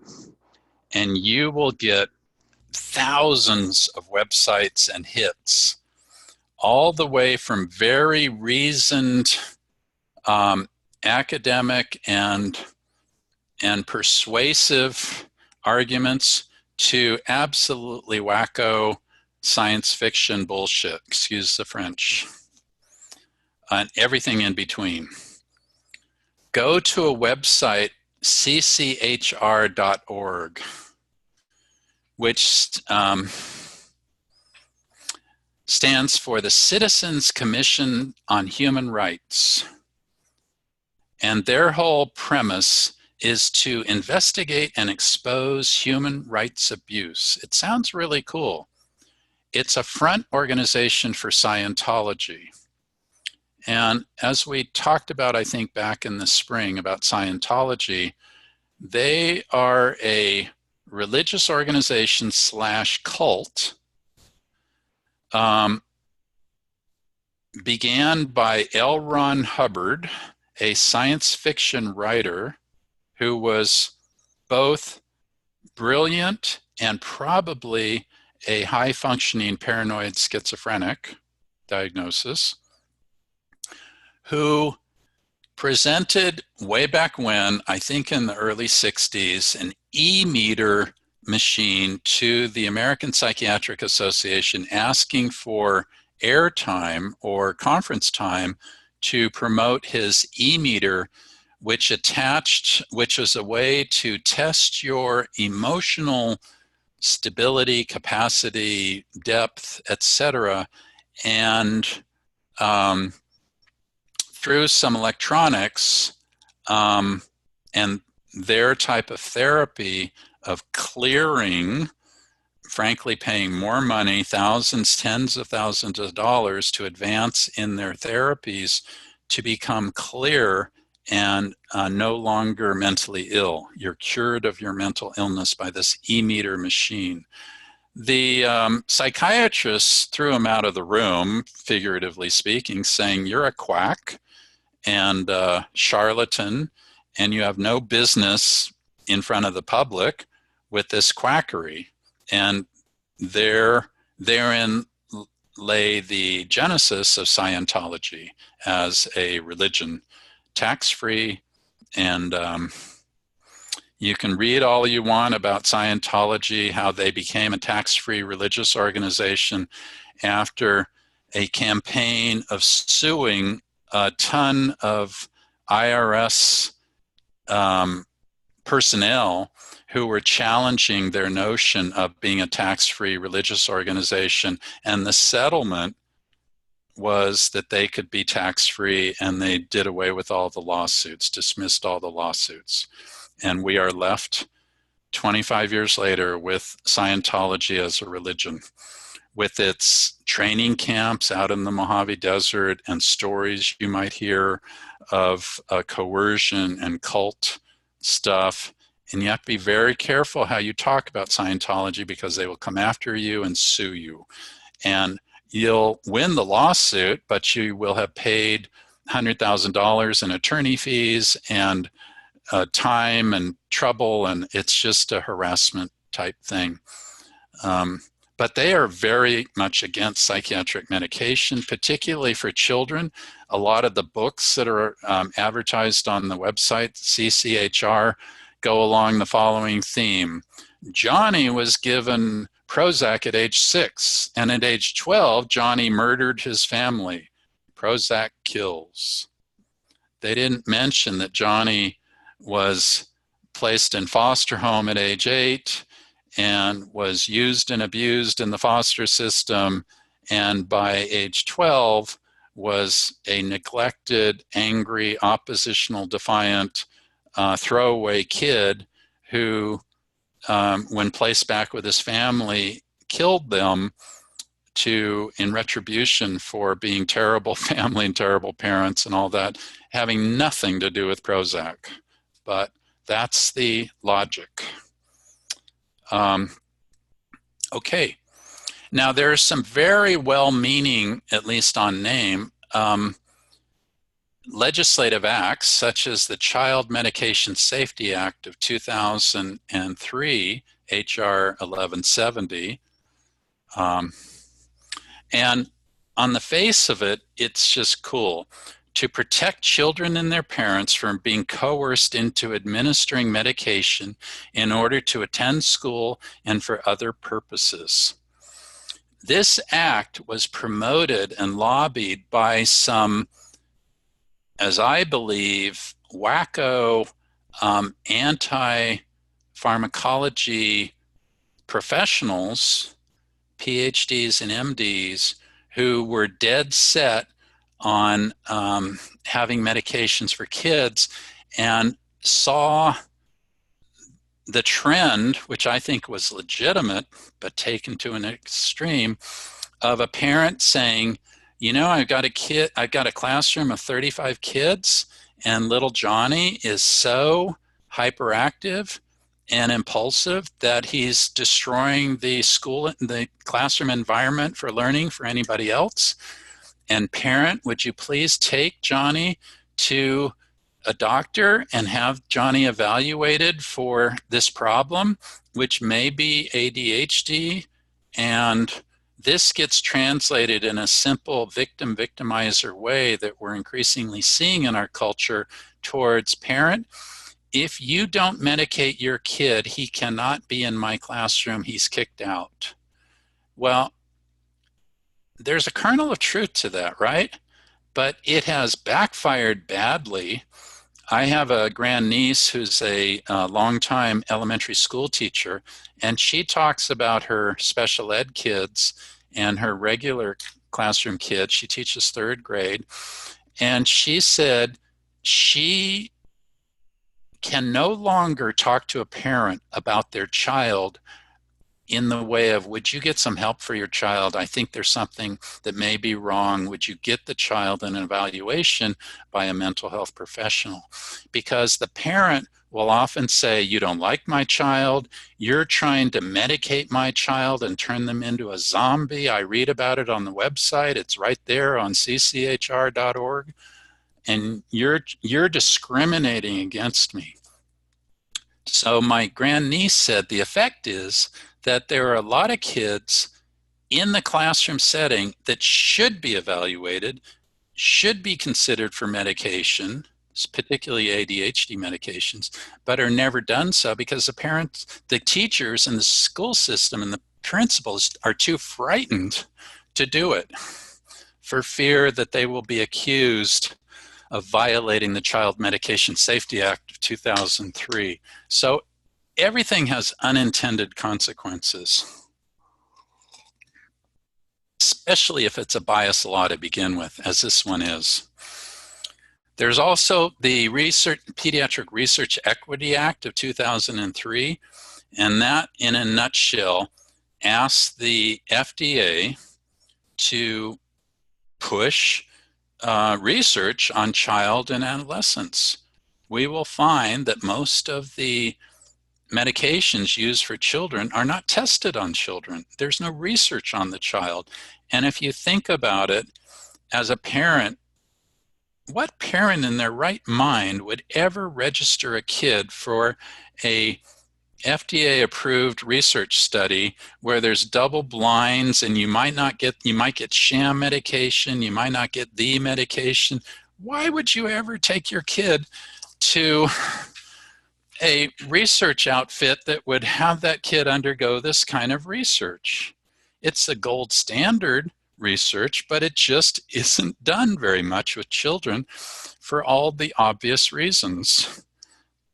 It's a hassle, it's stigmatizing, they may not even be getting the right, the medication, etc. You've got to really be altruistic and a different kind of parent to let your kid be in one of these studies. So the net result is there just aren't studies. That's why it's so easy as a child and adolescent psychiatrist to stay up with the literature and the research. It isn't there. Year after year, it isn't there, or they're the smallest studies. They're done for 2 weeks or 4 weeks. That isn't the way to do a study with a kid. It has to be over time as they develop, right? But this is how we do it in our current world, in our past world. Okay, there are other research, are there other agencies such as the European Medicines Agency, which is an offshoot of the EU, that that extend patents for drug companies that will do pediatric research, but they require them to do the research, and they can do some pretty big subject studies, and so we often rely on the Europeans for research. I don't think they do a better job, but they do equally bad job, and you add the two together and you get a mediocre job, if that makes sense. But check out the Scientology. You'll just be fascinated with it. And when I read it, I thought, oh my God, they're accusing me of being a killer and that I should be locked away in prison for prescribing medications to children and adolescents with mental health problems. We just talked about the dearth of child and adolescent research, and the last point that I'll make before we take another break is go to websites, go to Google. It's wonderful. Go to Google and type in what's the latest on ADHD meds? What's the controversy around SSRIs and teenagers and suicide? Now, be aware that you're going to get 50,000 websites, of which a bunch may be bogus, biased, nonsense, quackery, but you as an informed professional should wade through this. Pick out the stuff that is solid and discard the stuff that is not. And I encourage, if you ever have, this is an old trick that I have always done all my professional life. If I can't remember the exact name of a medication or the exact generic name or how to spell it, I always look it up. Nothing makes you look more foolish than writing a report with a misspelled medication, right? Gee, do they even know what they're doing? That seems kind of lazy, and that seems so obvious. And if in doubt, double check. And you'll find interesting stuff on the websites of latest and greatest research, and check it out. Okay, so just in summary, before we take a next break, there's a very narrow focus on short-term drug trials with child psychopharmacology research. There's insufficient attention spent on the effects of commonly prescribed psychotropic medications on development. We know far too little about safety and effectiveness for the common off-label prescribing. Mental health drug development has been limited by few and non-specific mechanisms of action. We know very little about this topic from a direct research point of view. There's a very limited view of psychopathological understanding of mental disorders in general. And despite increasing pushes for investments in research, the new drug classes entering clinical trials has fallen over the past couple of decades. And it's like we kind of used up all the neurotransmitters and we're sort of wondering what to do next. The things are going downhill, actually. all the newer medications tend to be new Me Too medications. Twist a little chemical off one and onto another, and you've got a new chemical, what was it, citalopram, and I can't remember the other one now. But there's new twists on older medications that don't really change very much in terms of therapeutic efficacy, but it extends the patent, right? And more money for the pharmaceutical company. And pharmaceutical companies have often discontinued their research altogether in central nervous system disorders. It's too expensive, it's failure, it doesn't get the profit it used to. And so what we need, the solution is we need some government intervention, frankly.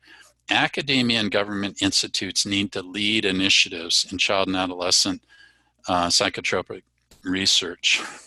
So with that, let's take a break and come back at 11 minutes after the hour. And that'll be just before our lunch break. So I'll see you in 10. Gentlemen, we're ready to begin our final hour, 50 minutes before we have our midday break. I'll take this time to be quiet for a minute and ask if there are any thoughts, concerns, feedback about the material we just covered related to pharmaceutical industry, the case against psychiatry, or excuse me, psychopharmacology, and this business about non-adherence and de facto refusal of treatment. Any examples anybody wants to throw out? If Aiden is there, he might share any chat room points. Hi, Doctor. I don't see any. Okay. Anything, yeah. Very good. Okay. This is actually pretty straightforward and, to my mind, not all that controversial.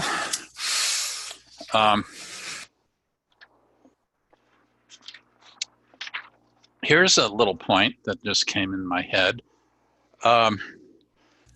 Encourage parents, guardians, family members to get more educated about this medication that you're recommending or recommending the primary care doc prescribe, because they're going to do it anyway, right? So take credit for it and tell them not to believe everything they read on the websites, just as they shouldn't believe everything that is there in other areas such as politics and social things, social media, etc. There's a lot of quackery out there, a lot of bias. We all have our biases. I have my biases, but I hope that they're out there and explicit and not secret. I don't think it's bad to have biases. What I think is bad is to not be aware of your biases.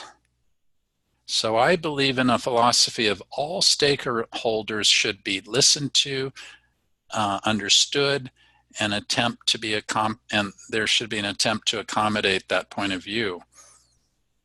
And if it's quackery, then be open about that. I think this is crap. I think this is biased, and I think that you have to be suspect. So, all right. Now we are on slide 41, and we're going to start moving on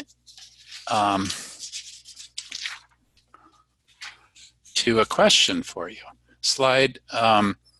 Question 12, slide 42. Prescribers no longer need to take time educating children and parents about medications because pharmacies now give out written material with each prescription, and the pharmacist answers any questions. That's a trick question, ladies and gentlemen.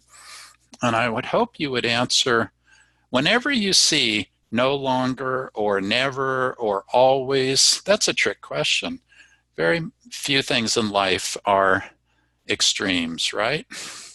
Something I learned in medical school tests way back when. If they say always or never, that's not the choice to pick, whatever the content is. And the answer indeed is false.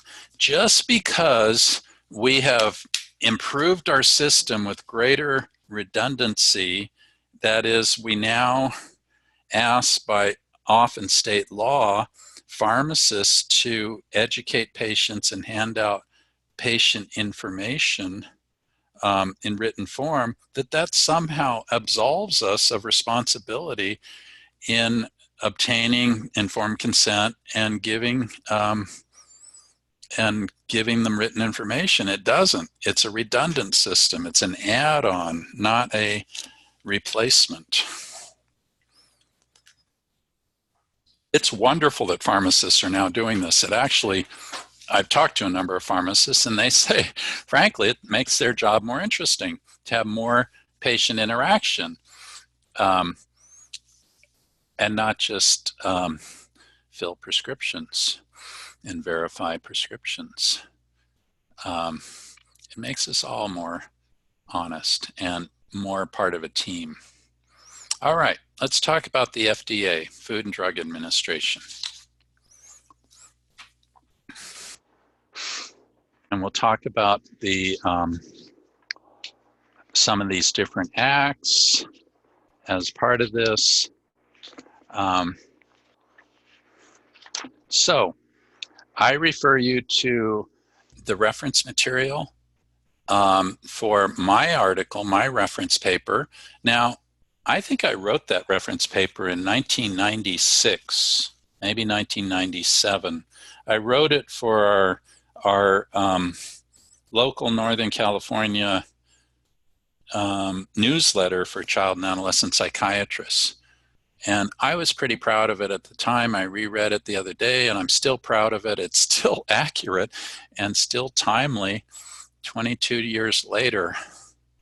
That 80% of medications prescribed for children and adolescents is off-label prescribing.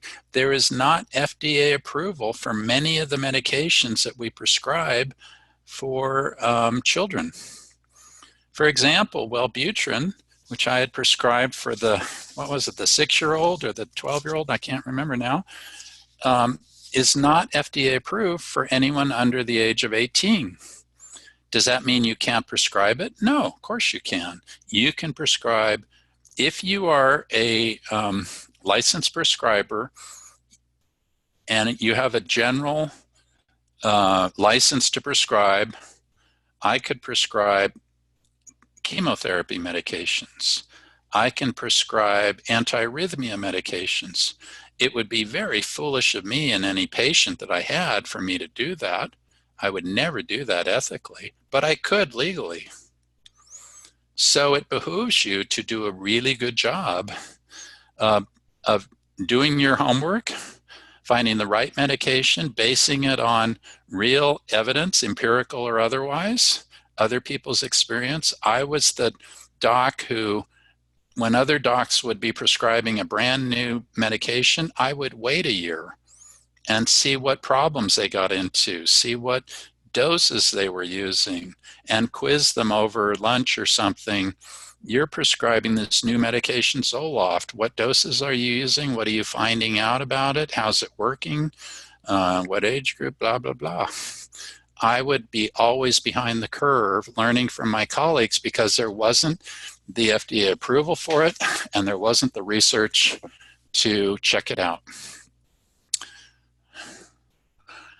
If you prescribe and you're prescribing 80% of the time off-label, you better have your ducks in a row. You better document well, right? If it isn't documented, it isn't done in a court of law. If things go bad and you don't have the best documentation, the most thorough informed consent, the most cautious way of approaching it,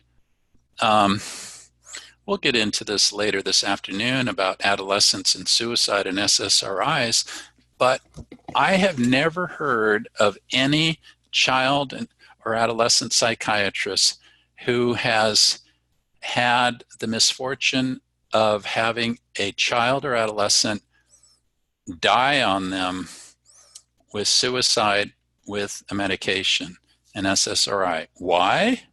One, they're very well trained, and two, they follow up frequently.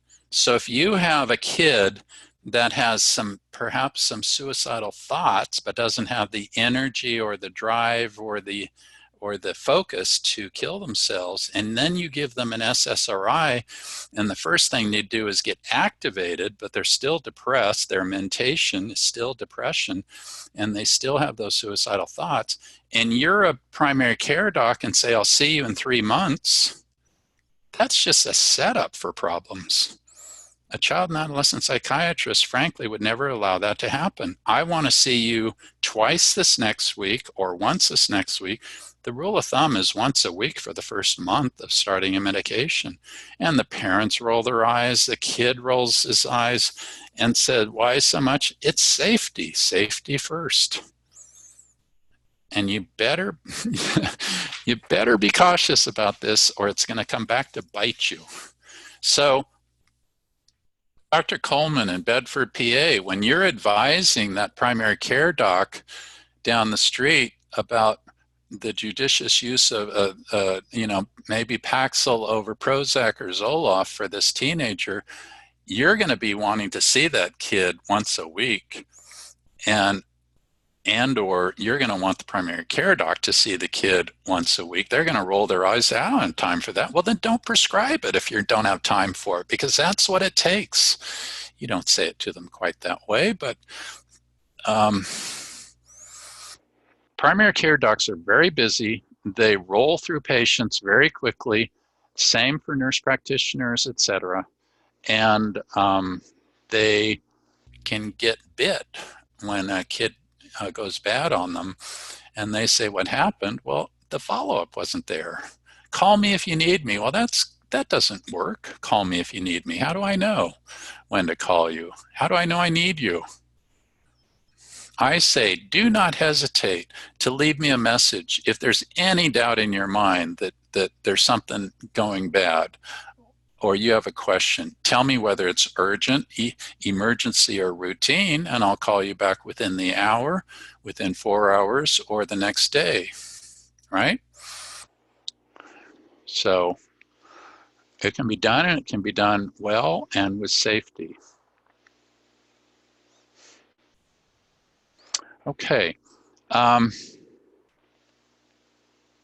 Some of the other meds, Risperdal, prescribed all the time for children, is not FDA approved for under age 18. Depakote, which is prescribed all the time for mania, is not approved for under age 18, not for aggression. One of the medical directors of a juvenile hall in Sacramento, this one, told me that 50% of the boys in the Sacramento Juvenile Hall are on Depakote or Tegretol, mood stabilizers, and they often come in for aggression, runaway, out of control, behavior, violence, etc. So these medications are used pretty liberally, and it just should be done cautiously. So there are things like the pediatric labeling rule of 1994, which paved the way for legislation aimed at producing drugs for children. And it provided incentives to pharmaceutical companies to study medications with the pediatric population. It only goes so far, though. The pharmaceutical companies struggle with their studies. The longer the study, the more cost and the less profit for them. So they try to put together short-term, low-end studies that appear on the surface to have covered the base, but to my mind, lack the reality of the fact that the kids are developing. And just because a medication is safe for 2 weeks doesn't mean it's going to be safe in 2 months or a year. So that's the problem with these kind of quick fix solutions. The FDA had a Modernization Act was something similar to address this, and these other Pediatric Research Equity Acts of 2003, 2007, Best Pharmaceuticals for Children Acts. These are all great on paper, but I'm skeptical. They're all designed for more research and development with pediatric medications, and you can't fault them for that. But I worry that people say, oh, now we've solved this problem by throwing on this act, you know, this new study. The study is inadequate, the N is inadequate, the conclusions are overarching.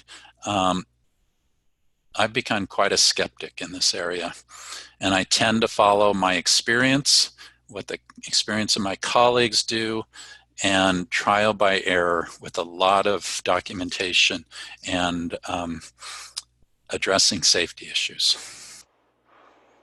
All right. So, slide 45, if you were asked a question, the percentage of psychotropic medications prescribed for children and adolescents off-label is approximately 90%, 80%, 50%, 25%, 10%. You would be wise to answer 80%, B. And stand away from this just for a moment. In what field of healthcare and medicine is there so much off-label prescribing? It's only mental health, behavioral health. Cardiac medications are specific to these problems of arrhythmias or hypertension or hypotension or cardiac failure. Very specific FDA approvals and reasons for using it. It's just not the way it is in the mental health world. It's a different world. It's this dirty little secret that we're talking about of inadequate research and a lot of off-label prescribing. Is off-label prescribing wrong? No, of course it's not wrong. It works. It's effective. It wouldn't be done if it was ineffective. It's just fraught with challenges. All right. To give you a perspective, slide 47, on America versus other countries and how much do we medicate kids compared to other countries, it's pretty phenomenal. This is a great study done in 2008 comparing the US, Holland or the Netherlands, and Germany. Look at the N. It's almost 600,000 people. 600,000 children and adolescents.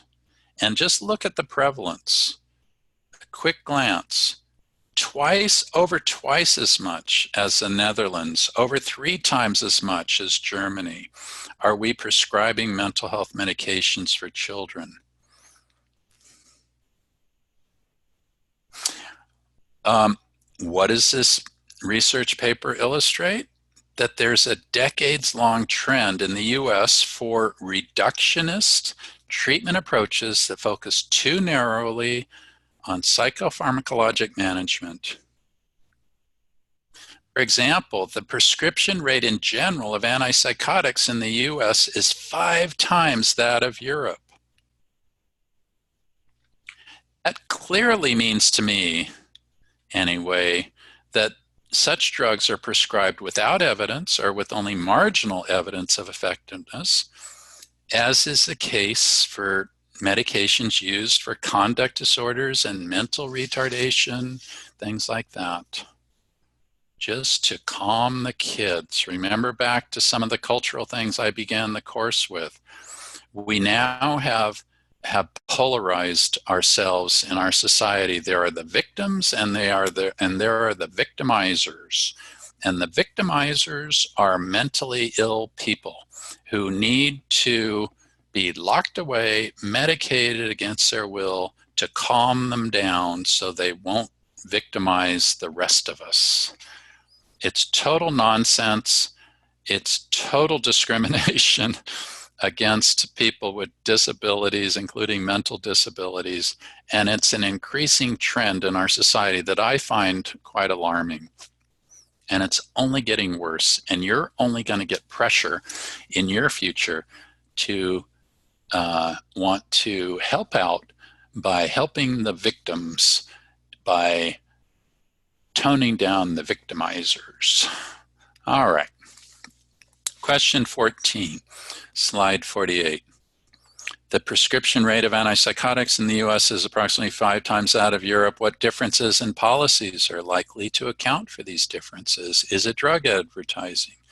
Is it government regulatory restrictions? Is it reimbursement rates? Is it cultural beliefs? Well, I hope you would answer E, all of the above. It's all of these things. It is us being bombarded with drug advertising on television with these incredibly expensive new drugs. I have this habit, I think I told you about it in the spring with the legal and ethical course, that anytime a new medication comes on TV as an ad, I look it up to see how much it costs.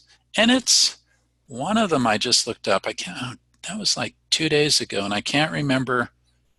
Oh, I know what it was. It's a new one that I'm going to present at the end of the course that addresses the psychotic aspects of Parkinsonism, and it costs $50,000 a year for this new medication, or $5,000 a month. That medication is called Nuplazid.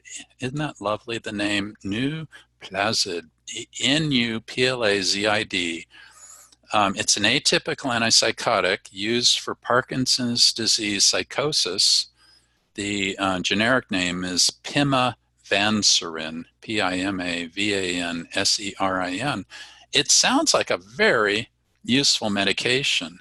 That's a new kind of class. It's an inverse agonist, an antagonist at the serotonin 5-HT receptors. It sounds pretty cool. Is it worth $50,000 a year? Just to tap into politics a little bit, I overheard, what is her name? Ocasio, AOA, the congresswoman from the Bronx, I think, liberal Democrat, who had quite an uphill battle getting elected. Cortez, thank you. And she was challenging a pharmaceutical CEO saying, your medication costs $8,000 a month in the US, and it's $80 a month. I'm making that up, but it's like a factor of 100 to 1 in Australia. Why is that? And the CEO had no good answer except to imply, or one could infer from the answer, that because we can do it in the US, because we can get away with it, it will increase our profits. All right. Now let's talk about the influences on child and adolescent psychotropic prescribing. There's a shortage of personnel trained in evidence-based psychosocial treatments. They're waiting lists for DBT and CBT and family therapy and individual therapy. We're throwing it to master's level therapists. Psychologists and psychiatrists are increasingly discouraged by insurance companies, whether overtly or covertly, by reimbursement rates and authorizations to stay away from counseling. Counseling, therapy is now counseling, right? Done by counselors, master's level counselors. I have no objection to MFTs in California and LCSWs and other master's level therapists, but we all need to stay in our lane and do what we do well and do it well, and not pretend that we know more than we do. And they're often foisted with very challenging cases, and one of the first things they do is get yourself to a doctor who's going to prescribe medications to calm this situation down. Well, that's not a bad idea, but it's a little bit troublesome when there's a shortage of personnel, et cetera, as one of the motivators. And there's no powerful and well-financed advocates for psychosocial treatments. It doesn't make a lot of money. You can't make a big profit out of it. You can't patent it, or you can, but it's only temporary. So, you know, up against pharmaceutical industry, you're wiped out in terms of advocacy and push towards quick fix solutions.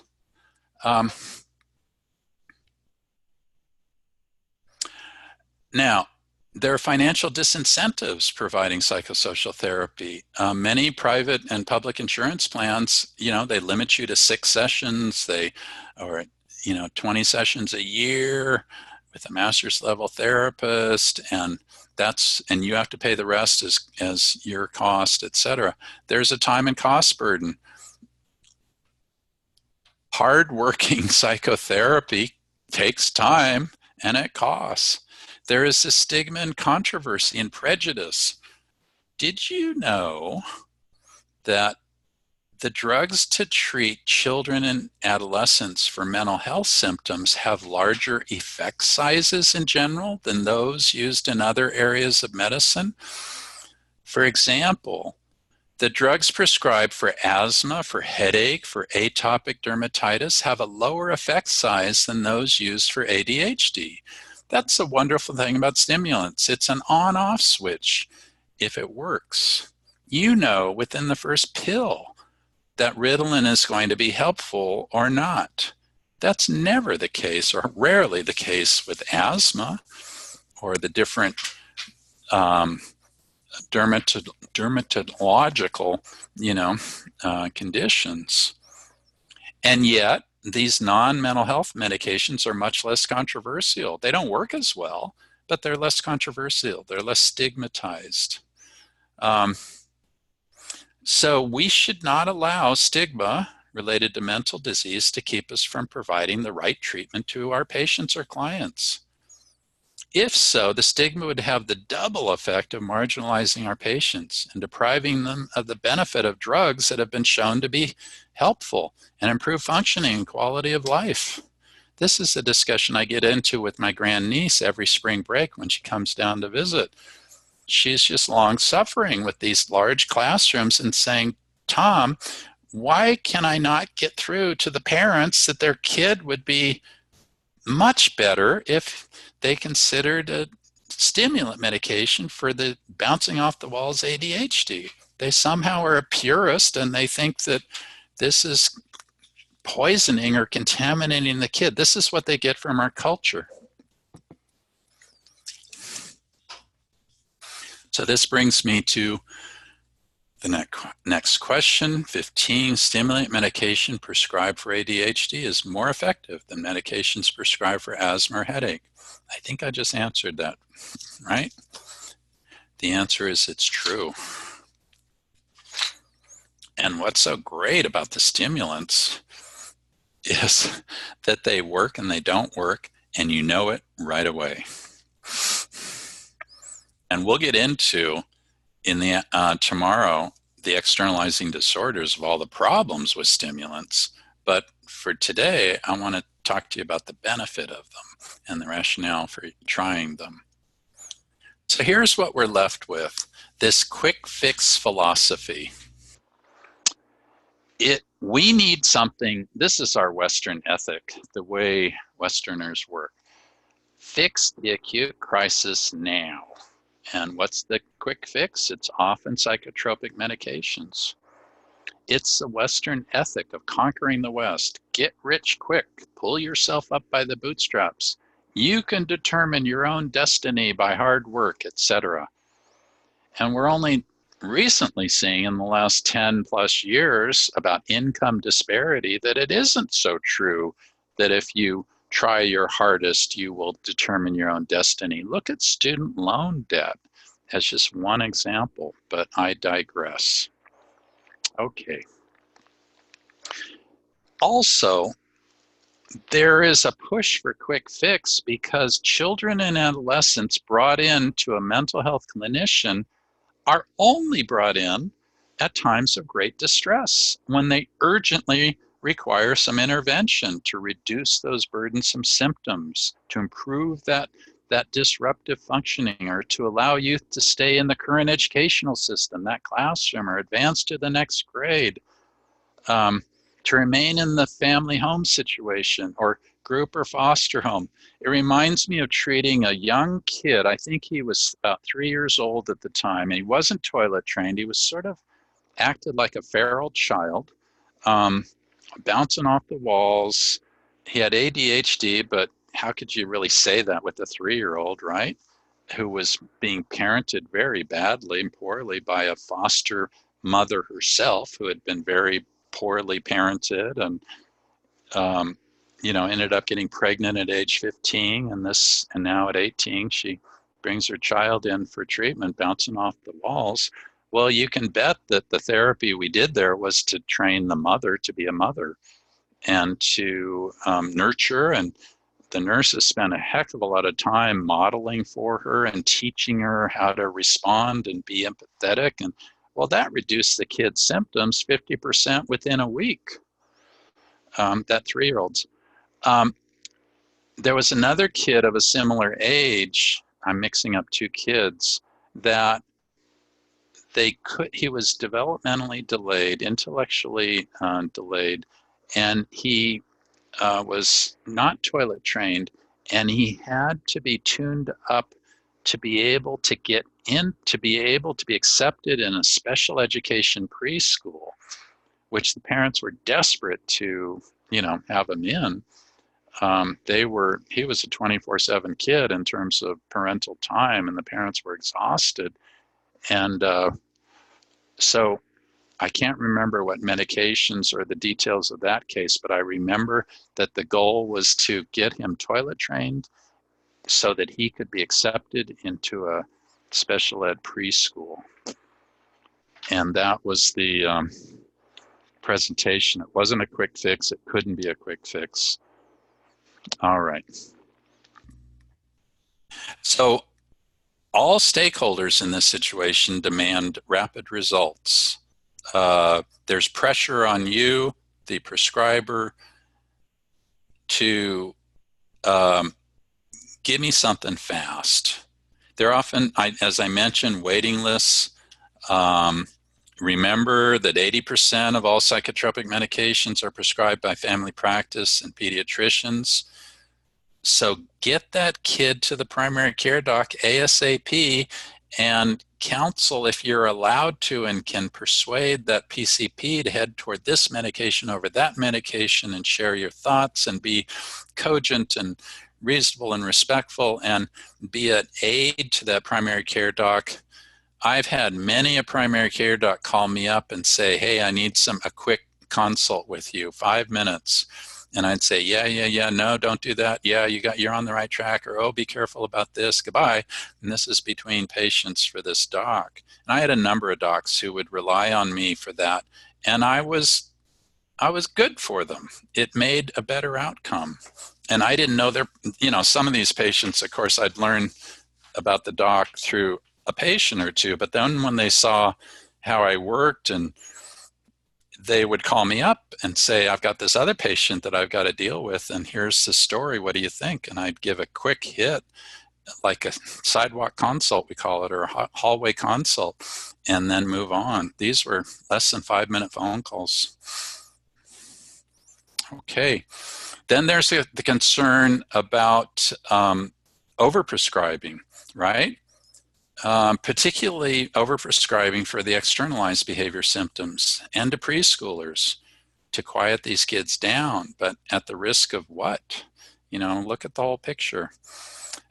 There's insufficient medical concern regarding potentially life-shortening cardiometabolic effects. Think about that.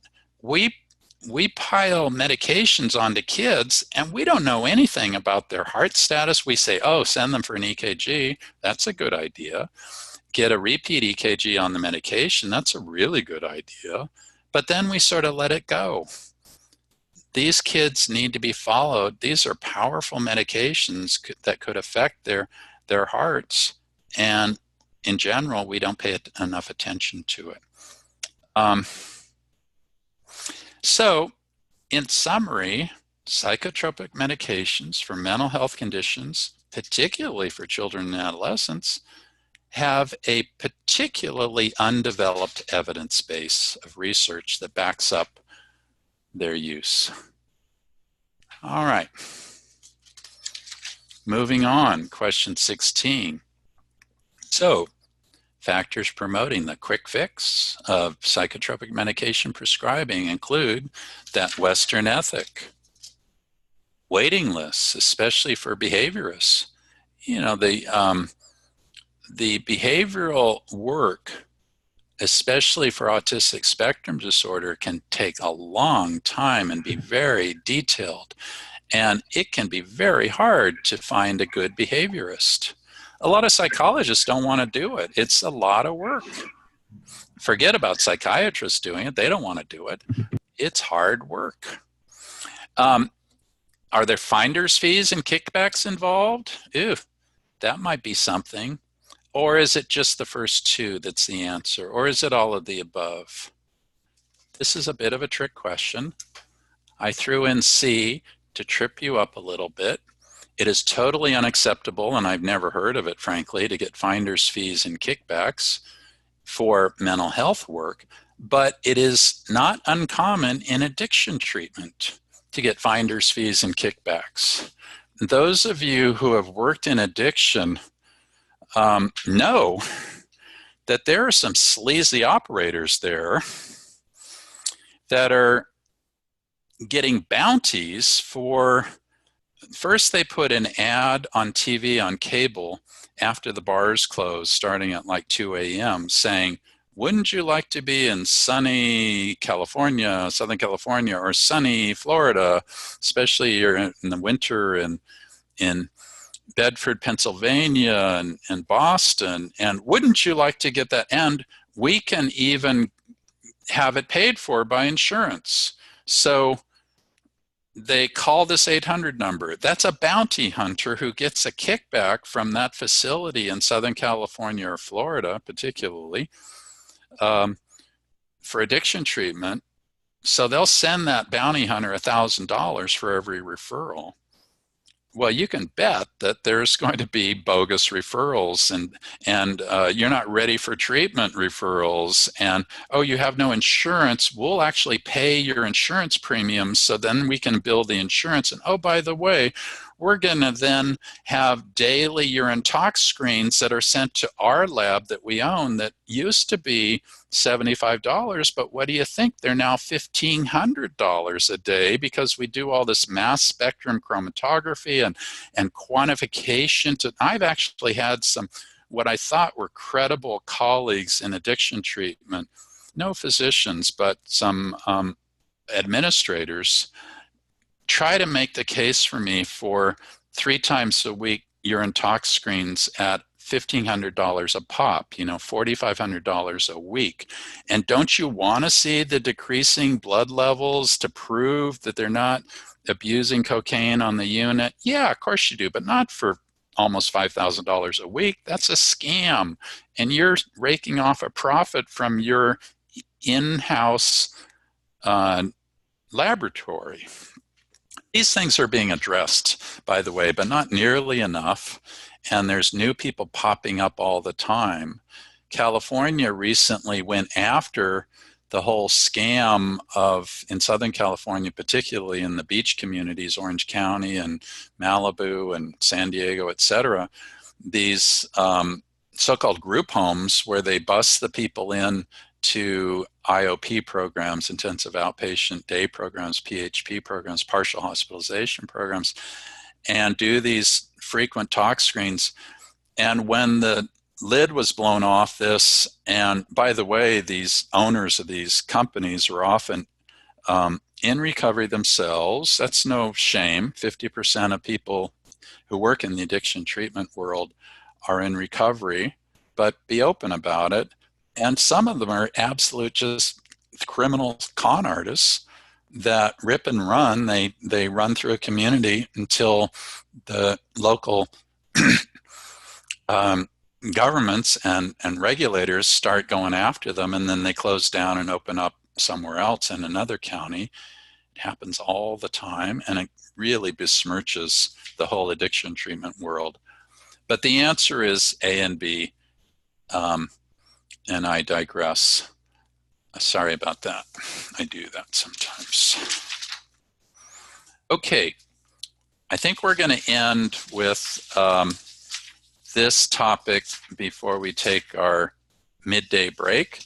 And then we're going to spend the afternoon on the so-called internalizing disorders, medications for depression, bipolar disorders, schizophrenia, anxiety disorders, PTSD disorders, OCD, feeding and eating disorders, and other disorders, somatic symptoms and other disorders. But let's nail down, remember, good data in gives you better information.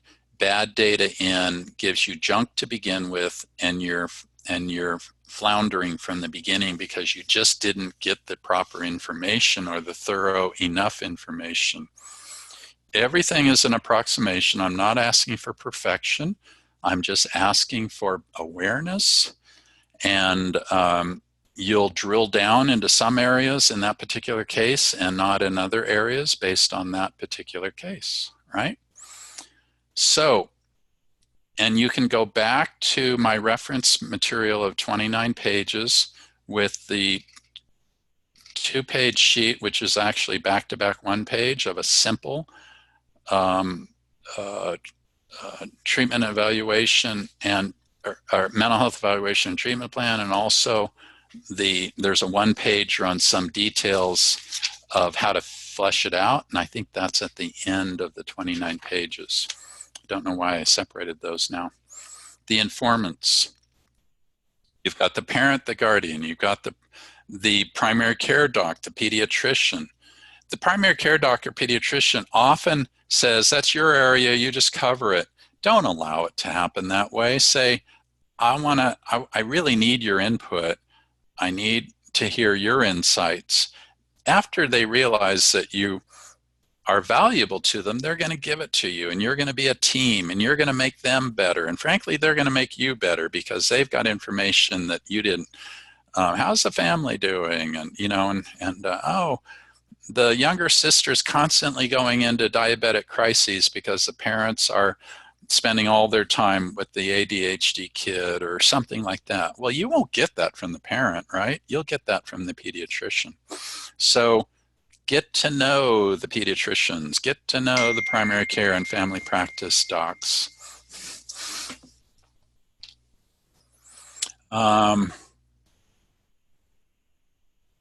Okay. Obtain the written consents. Explain confidentiality to an adolescent and parent about their safety concerns. Look up the HIPAA about consents. You say to the kid, anything you tell me is confidential unless it's an issue of safety. And when it's an issue of safety, all bets are off. I am not only allowed, I'm required to talk to other people if you are unsafe. What do you mean unsafe? If you want to hurt yourself, if you're going to hurt yourself, it would be foolish for you to keep that confidential, and it's also illegal. You'll get nailed in a court of law if something bad happens. You didn't, talk to the authorities when you had a suicidal kid. You didn't call 911. This is my line to every patient if they challenge me on, why did you call 911 on me? The answer is, when it comes to your safety, all bets are off. End of sentence. You can count on me every time to call 911. That's my job. Your safety is all important. I was just faking it. I was just testing to see if you were answering your phone. Well, that's not something to play with me. I guess you learned that. I guess we learned something here. Do you mean that after I told you this and I did it? Yes, indeed.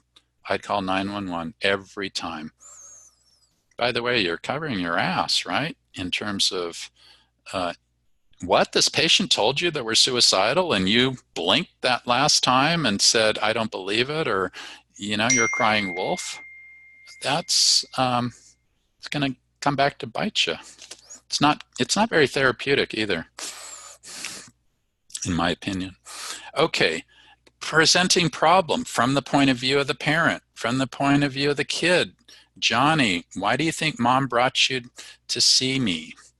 Because I fight all the time, or because I bully people, or because I can't calm down in class, or I'm a spaz, or what was the kid we heard in one of the impeachment hearings, the English American who the kid set her pigtails on fire when she was 10 years old, and she put it out with her hand and went back to her test. Dr. Hill. That was pretty impressive. History of present illness, the symptoms, the duration, the intensity, include a risk assessment. The mental health medications, their names, the amount, duration, effectiveness, side effects, compliance, adherence. The past mental health treatment, what worked, what didn't work. It's the most valuable thing to ask what worked and what didn't work in the family, with siblings, with cousins, with parents, with aunts and uncles. I need to know those details because it really helps direct me towards the right medication. Many medications mentioned are inadequate trial, and they're inadequate trial until proven otherwise. I want to know how long you were on that Prozac. Oh, just a day or two. Well, that's not an adequate trial, and should not be put in the chart as did not respond to Prozac, and then generalized to SSRIs. That is nonsense. The medical history, the name of the primary care doc, the specialist, the birth history.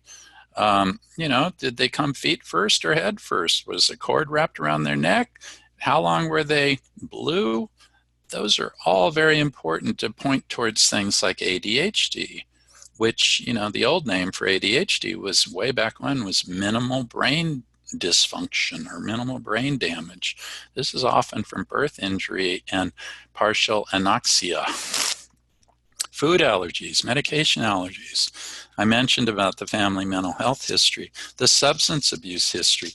And the legal history, if you've got a kid who there's a lot of drugs going on in the home, that, kind of points toward the worry of inadequate and ineffective parenting, where the parents are checked out. There was a case I saw on TV the other day of what do you do with the mother who's got 2 toddlers and she's on meth coming into the supermarket, and it's clear she's flying high and those little kids look neglected. What do you do? Well, that really affects that kid's environment, that mom on meth. It's pretty self-evident. And the legal history. Is dad away because he's in prison? Is mom away because she's in prison?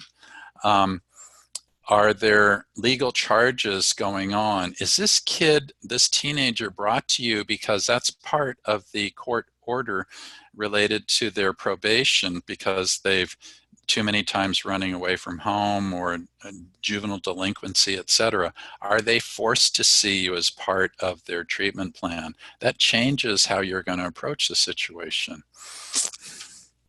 All right. The last slide before we quit for the half day is the psychosocial history. What you want to know is you want to be a fly on the wall with this kid and that family. You want to know what's a typical day like? What's a typical weekday, school day, weekend? When do they get up? When do they go to bed? How much media and internet exposure? What is their access to weapons? What weapons? What were their deaths, traumas, attachment disruptions, etc.? And I refer you to that wonderful Kaiser study whose name just escapes me at the moment. about that longitudinal study where they found that it was done through Kaiser in San Diego, I believe. Oh gosh, has an acronym name, CARES or CORES or something. I shouldn't talk about stuff that I'm totally not, if I'm not totally on top of it, but it was a wonderful study of like 15,000 Kaiser patients, often up into their 80s, with heart disease, with other medical problems, who had more than their share of childhood disruptions and traumas, of substance abuse in the home, criminality in the home, divorce, deaths, etc. Someone will remember the name of that study, or I will during the noon break and come back with it. It's really worth checking out. The mental status exam from the point of view of the parent and the kid. The differential diagnosis. Consider psychological testing if the differential diagnosis is long and confusing. Diagnosis, give the right diagnoses and the provisional diagnoses, very important, the rule outs. And in your treatment plan, include everything. Psychotherapy first. Consider medications, medication education, side effects, consents, a safety plan if indicated, a follow-up. And finally, if it isn't documented, it didn't happen. And document every contact, even if a chicken scratch notes and your impression. It will save you in a court of law later if it ever comes up. Ladies and gentlemen, we're 2 minutes over. I'd like to start at 2 minutes after the top of the next hour. So that's 1 o'clock, 1:02 Pacific time, or 4:02 Eastern time. Thank you very much. And if you have any thoughts or feedback that you can think of, I'd love to hear it at the beginning in an hour. So I'm going to suggest that people stick with your morning meeting link. That's what I was told by Aiden and others. But it's okay to do the afternoon one too. I'm not going to turn off my laptop or my audio for fear that I might lose it, and I'm a little techno challenged, so I hope that works for you too. Okay. Hi, Doctor. I'm going to also run the morning attendance before people go off. Okay, great. Thank you.